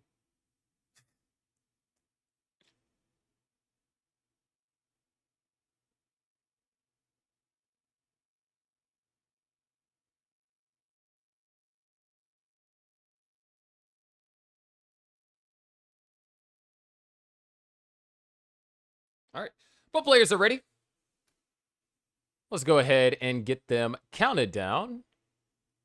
Here we go in 3, 2, 1. Tetris. Yo, Simul starts? You love to see it? I love to get my music to play, but oh, frick you. It's about to restart again. I can feel it. Either way, Guapi on the verge of sweeping Cole. Cole looking to start a reverse sweep.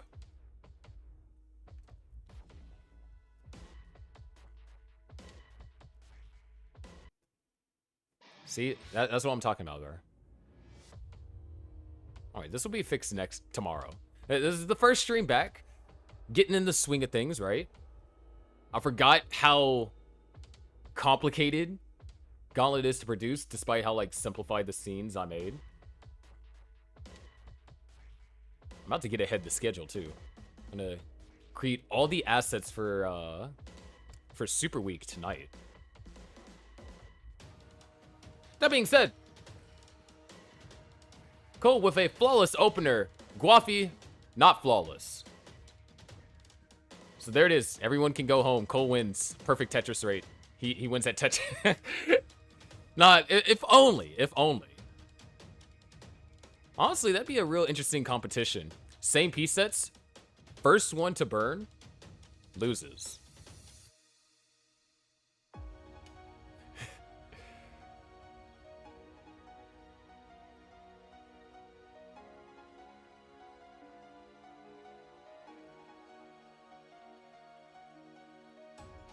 But, ooh.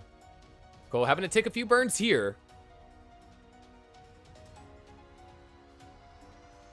But still, 230,000 at 43 lines. Pretty solid. Only 3 burn lines taken. Guafi. Oh, nice adjustment over there from Cole. Pretty smooth with it, if I do say so myself. And Guafi looking for a smooth down stack, because this road has been a little bit bumpy. Able to score a Tetris, and now things are cleaned up.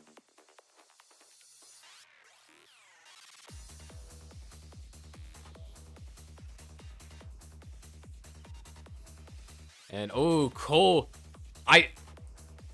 even though that was a misdrop, and this is how you can tell, like, the puzzles are getting to me.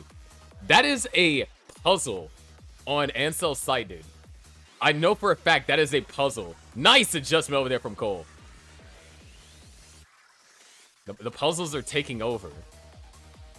Like, Cole was just one shift away, and he would have gotten those 12 elo points, you know?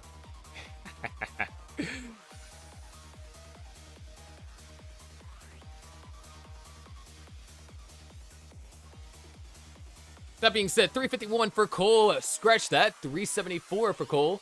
356 for Guafi, down by a Tetris.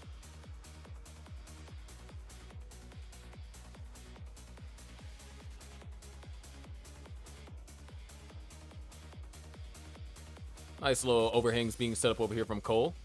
Gonna be able to score a Tetris. Knock down another one. And Guafi's gonna run into a slowdown.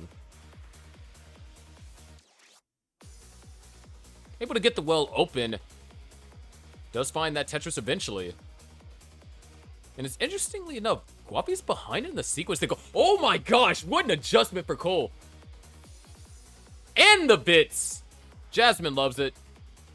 Fills in the long bar dependency. And finds the long bar for the Tetris.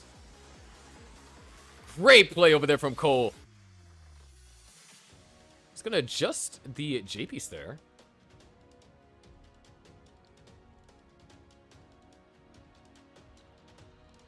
Nice. 5 below over there from Cole. 491 for Cole. 455 for Guafi. Guafi's just kind of, you know, playing his own game. Not really doing anything too flashy. And he's in the ultimate power position right now. He's up 2 games to none. And there's the bits from Guafi. I take back everything I said about the flashiness. He wants in on the action too.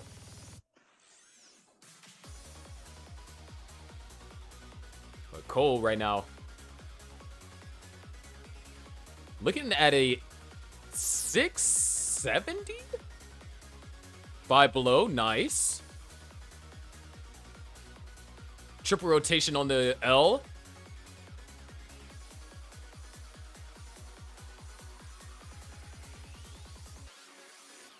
Depending on how the pieces fall for Cole, yeah, we very much could be looking at a 670.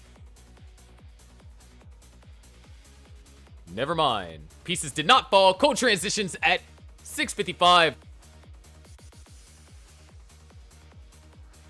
Lot of adjustments, and ooh, this is a bit unfavorable. Double line spin would clear this up. Well, can't do the double line spin anymore, so Burns are going to be forced in the early portion of 19. Guapi transitions also with a 600k, a 619 to be specific. Knocks down a Tetris on level 19. And just trying to get built up for the next one. Beautiful adjustment over there from Guafi. And knocks down another Tetris. We got a game, folks. 670 to now 689. Went from 0 to 100 real quick on that one. Nice adjustment over there from Cole to create the T-spin. Executes the T-spin flawlessly. Opens up the well. Knocks down a Tetris. 716. Great plays all around.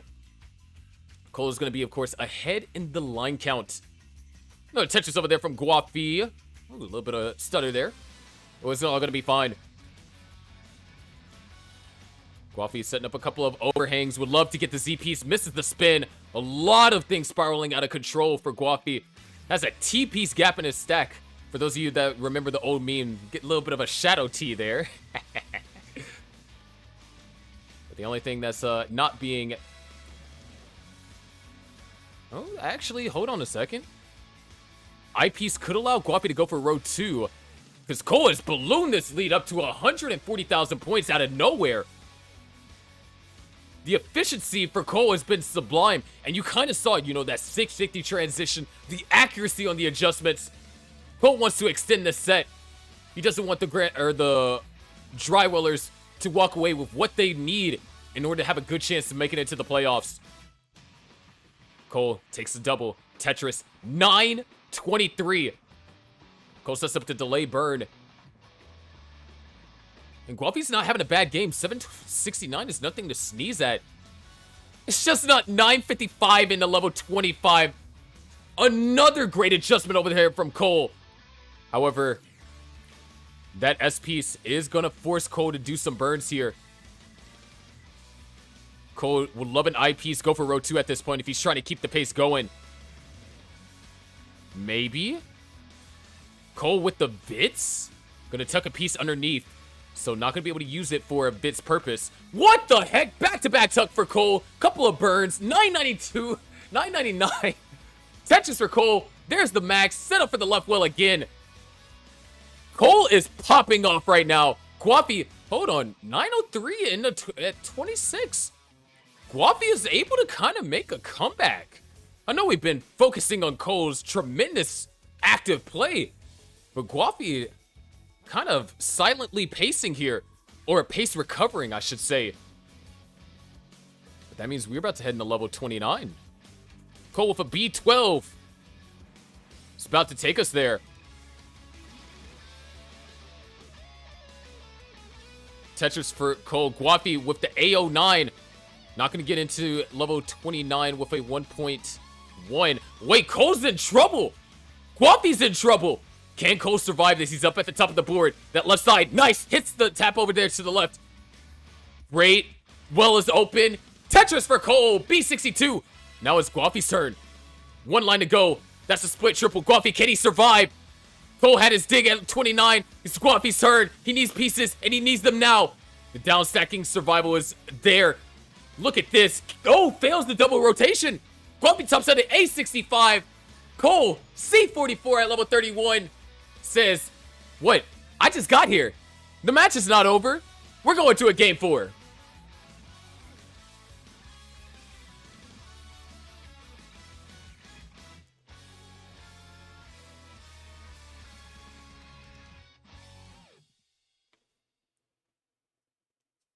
Yes, sir.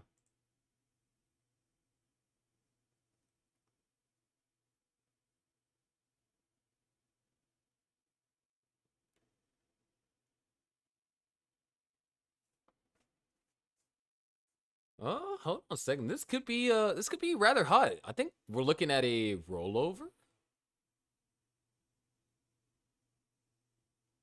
Wait, this is actually really clean. Bro, this is Febreze clean right now.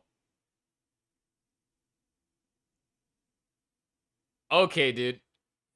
What is up with all these O pieces, bro? Wait, no way. Does Cole get another eye piece? In time? Bro. 1.7, maybe?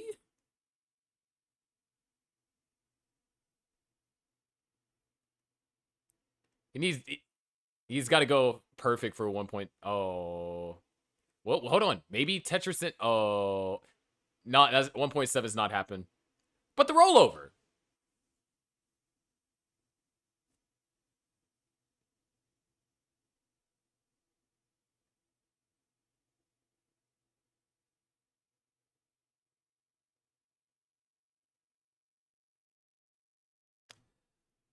Amazing game 4.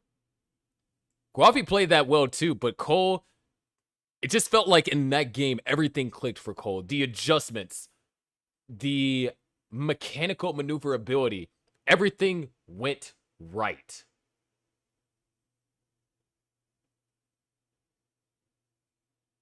However, Cole is still down 1-2. He needs to win the next game to force a decider.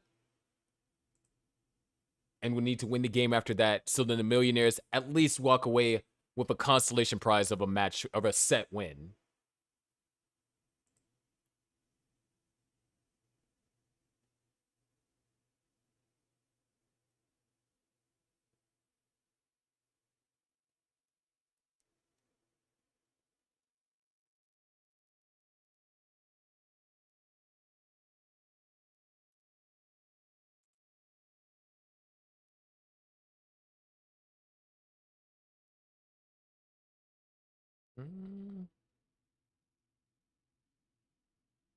Yeah, we can go Dream of Arcadia. I think that's a solid follow-up.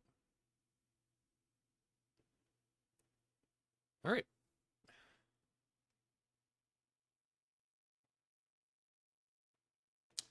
The seed was 56. Charlie 9, 6, Alpha. And with that, we got ready. So let's get them counted down. Game number 4. Here we go on 3, 2, 1. Tetris. See how long it takes for the music to play. Nice.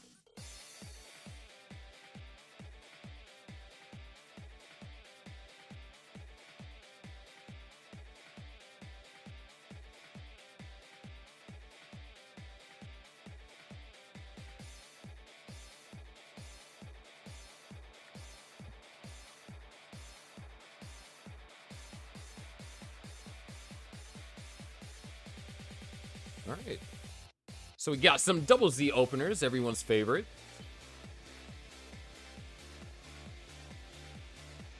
And very different approaches, too. Cole went for more vertical space. Guapi went a bit more on the flatter side.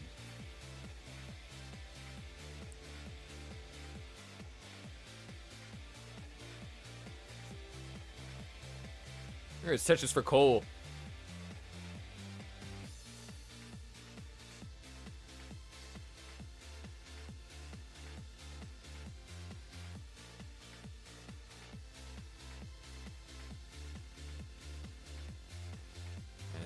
Start the game off. Cole with 3 burn lines, so not perfect. However, Guapi is perfect.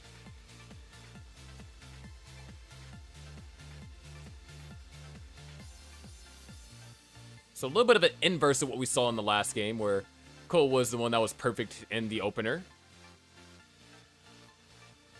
And Guapi is still kind of shaking his head there. Not entirely seeing what's head shakeable.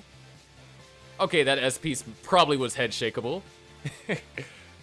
By the way, first couple of burns going to be forced over here from Guapi. Oh, well, maybe a little bit more. And Cole's still just only those 3 burn lines that were taken earlier have been the only burn lines. Guapi now going for row 2.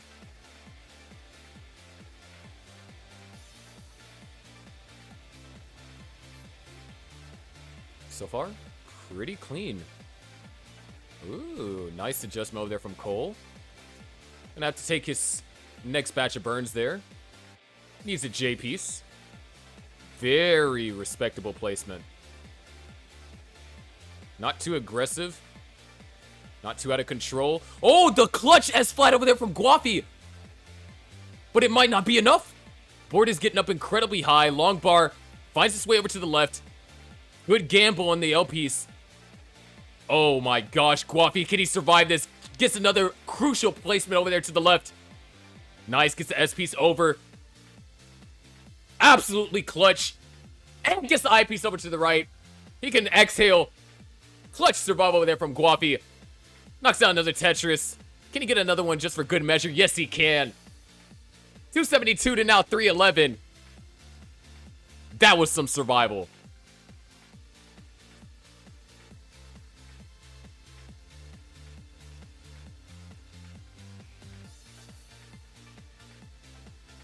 However, Guapi not finding himself in a scoring position yet again. The board's much lower, a lot safer, if you will, than what he just survived. However, anytime you're digging, especially Cole is coming in with the momentum of that game, that kind of like double-edged sword momentum. You know, it's like, oh, I just had a great game. Let me do it again. And that's kind of what Cole's been set out to do.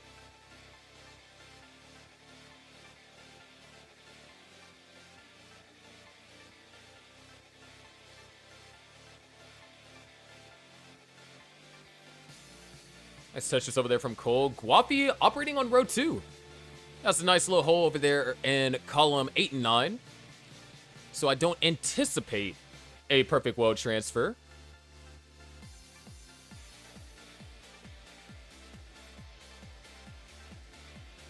All right, the hole in column 9 has been filled. Ooh, a little bit tricky over here from Guapi. Gonna go for the S-spin, and yeah, nicely done. Till he's not quite too happy being forced into those burns. What a play over there from Cole. Way to adjust that J to accommodate. Cole this game and the last game has been absolutely insane with the adjustments. And it is reflected in his score. 519 for Cole, 383 out of Tetris goes up to 406 for Guapi.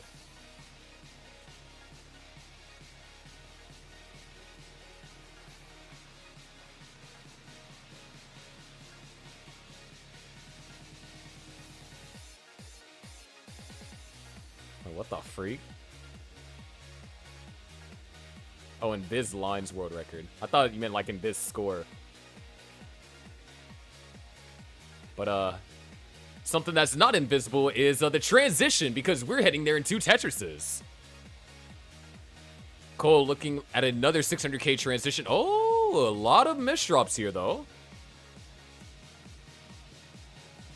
Wait, did that actually kill the 600k?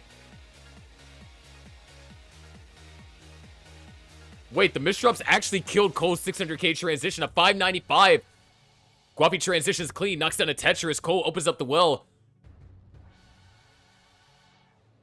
Ooh, Cole potentially with this delay burn, or going for like the Z spin tuck setup. No Z in sight. Cole now in danger. Guapi knocks down a Tetris, making the comeback. Cole's brought the stack down to a more manageable board state. Should be able to roll his way out of this one. However, every single time he's burning 4 lines, Guapi is just getting closer and closer back into this game. Guapi is taking the lead. 627 and now 614. Another Tetris for Guapi and a misdrop from Cole. It's not over yet, though. He still has a way to navigate through this. Another misdrop, but Cole is able to recover fast enough in order to get that eyepiece over to the left-hand side, or right-hand side. Looking for a Z spin tuck. Can't execute it.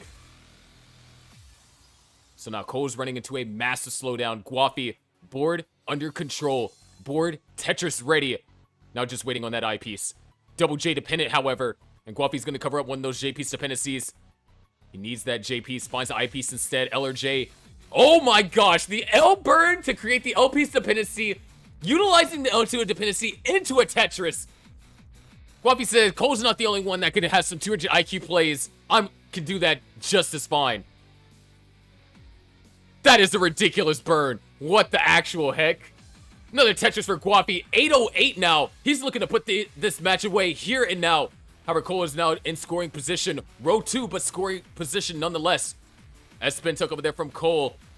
And S-spin is going to be hit, but now L dependent. Going to utilize that I piece to fill in the L piece dependency.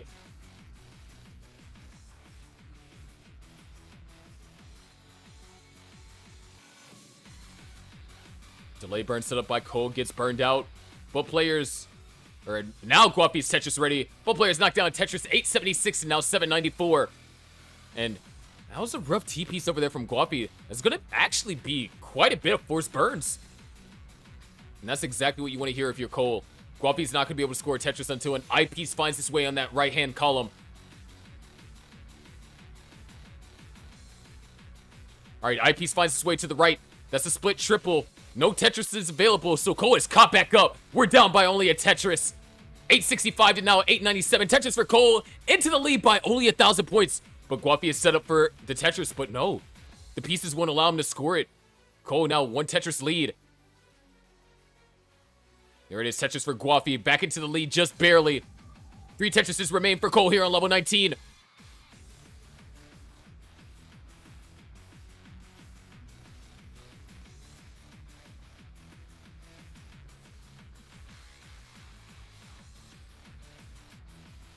And Cole goes in level 29, not level 19, 29. Cole goes into 29 with 982.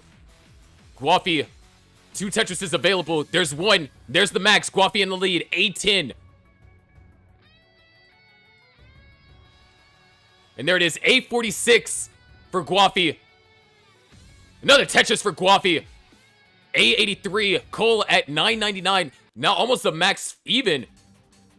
Another Tetris for Cole goes up to 839. Guapi's in trouble. That left side's a concern. Can he get something over to the left? Yes, he can. But the board is out of control. A89 is what Cole needs. A89. That Tetris gives him A87, A88, A89. We are going to a decider.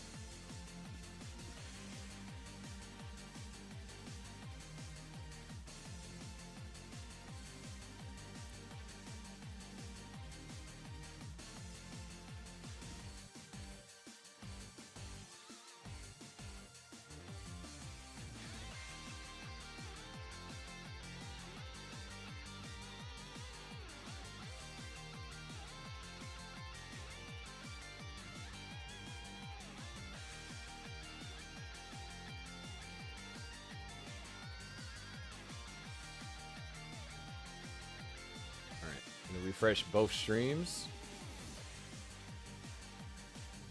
Yeah, Guapi, I was waiting until Cole was done. Here's y'all's new seed.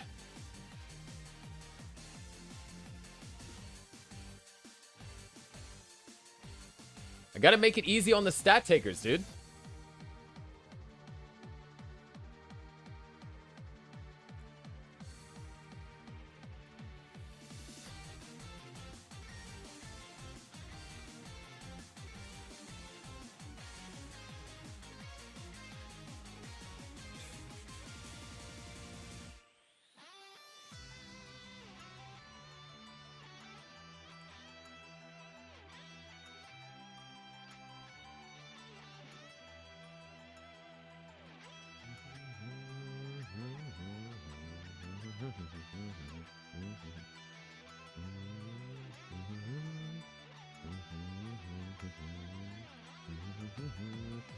All right, chat, this is the last game of the night. Are y'all ready? It's been an exciting return to Gauntlet. And even though the scoreline says 3-0, it's been nothing but exciting. We'll have to see how these players handle this next match. That being said, both players are ready. Let's go and get them counted down. We go in 3, 2, 1. Tetris.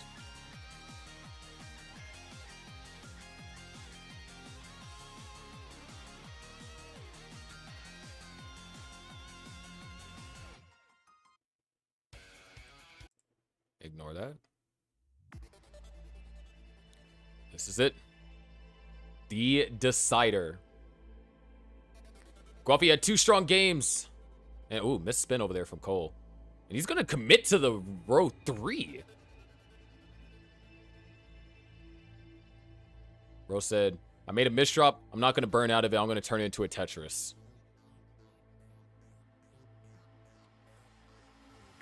Misses the spin again.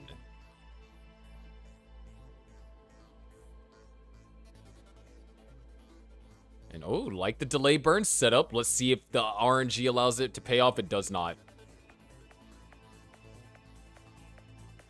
Both players kind of struggling to find... Oh, nice adjustment from Cole. Way to deal with that. Wait, goes for the long bar dependency first, and then goes for the Tetris. Guapi's going to be the one in the lead here in the early goings.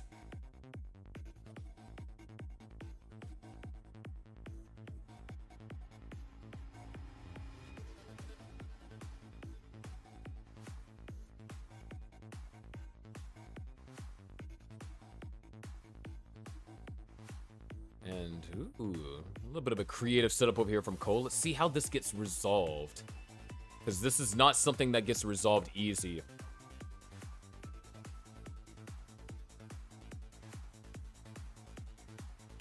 What the actual hell?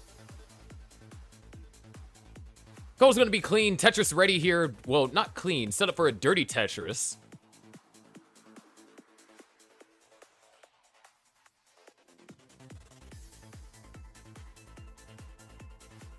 And just like that, Cole's ready to score. Guafi is not. Bro, actually made me break character for a second. Guafi giving the camera a stern look. Not too happy with these pieces. And a couple of misdrops over there from Cole. So the chance to close the gap gonna be... Wait. Maybe.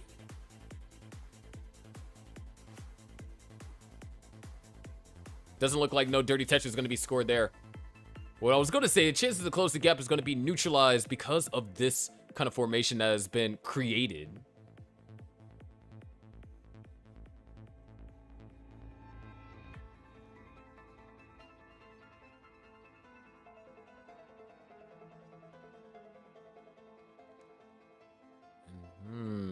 Oh, wait. Cole decided not to go for the line spin there. Looks like he was hell-bent on holding out for the T-piece. These flat burns are ridiculous. Props to Cole for downstacking it in that fashion. Crazy flat burns.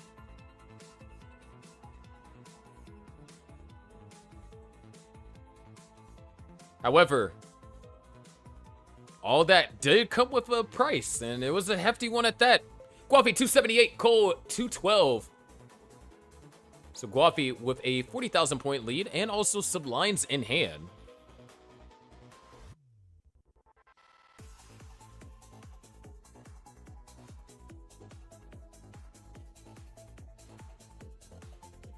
And double tuck. Oh! So what Cole is trying to do once again.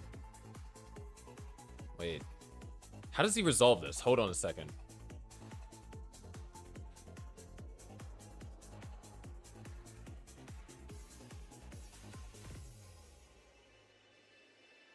Alright, so not going to be able to find a clean, like super clean resolution.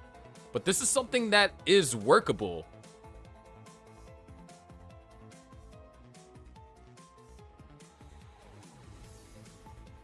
However, something that he probably wouldn't want to work with is this deficit. Guafi at 393, Cole at 273, so 100,000 points down is Cole. Oh, another misdrop over there from Cole. Things are getting really shaky here. Good burn.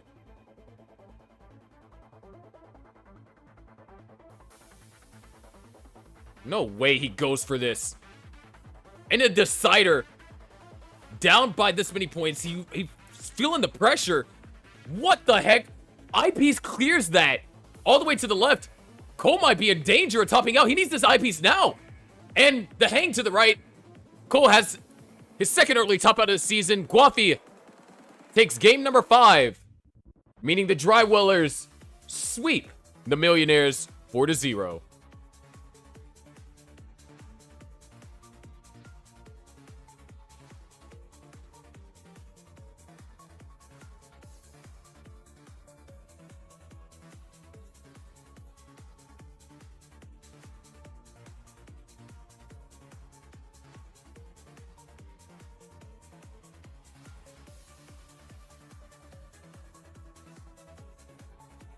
We'll let Guapi play this out for the sake of stats if he wants.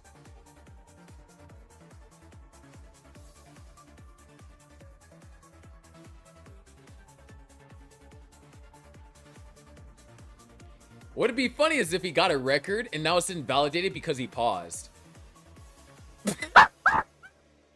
No, that you deserve that. You deserve that. You deserve that.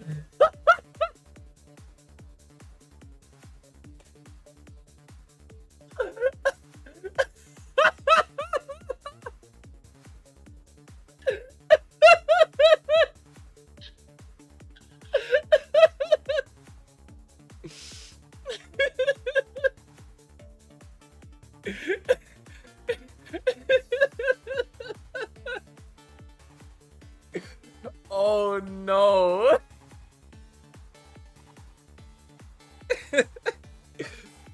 Oh, that was only on Gauntlet, man. Only on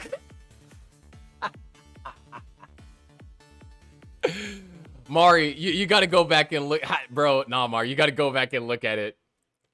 It's a live stream fail moment, bro. It's actually freaking wild. But, ladies and gentlemen,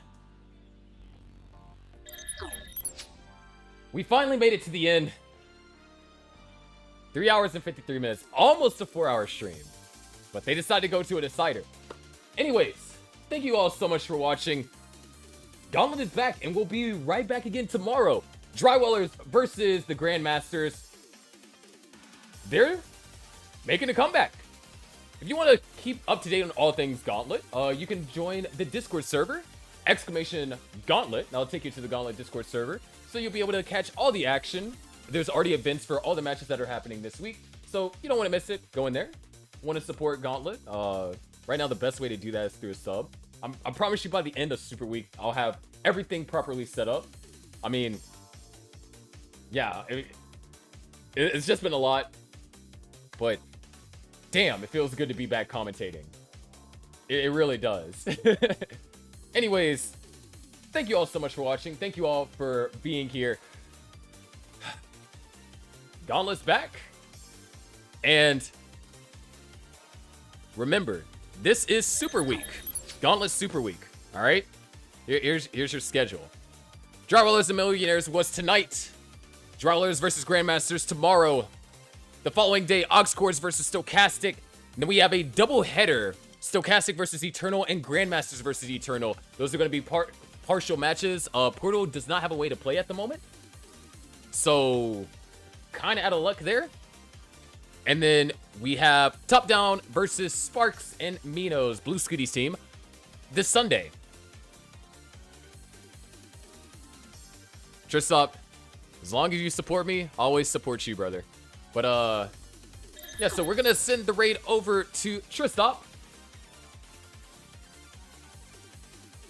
We're going to get Tristop to partner. Help him get to partner. And then we're going to also... I'm telling you, the goal is to get all of us big streamers to partner, dude. Or all, like, the high visibility players. We're going to get to partner. As a community, I think we can do it. My only way of doing that at the moment is by hosting Gauntlet matches. Thank you, everyone, for all the follows. Come back tomorrow.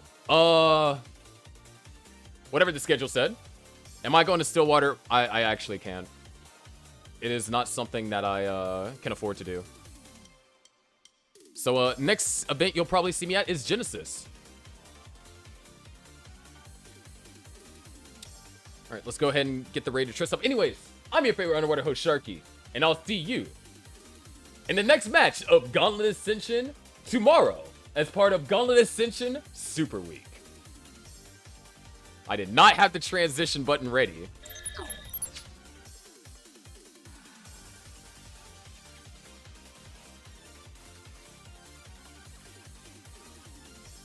Oh, there's the schedule. Yeah, when I say I live in the middle of nowhere, I mean it. I live in the middle of nowhere, Texas. All right, here's Tristop. Let's get the raid going. Let's help get Tristop to partner. Wait, what the freak? What is this raid? Okay, weird.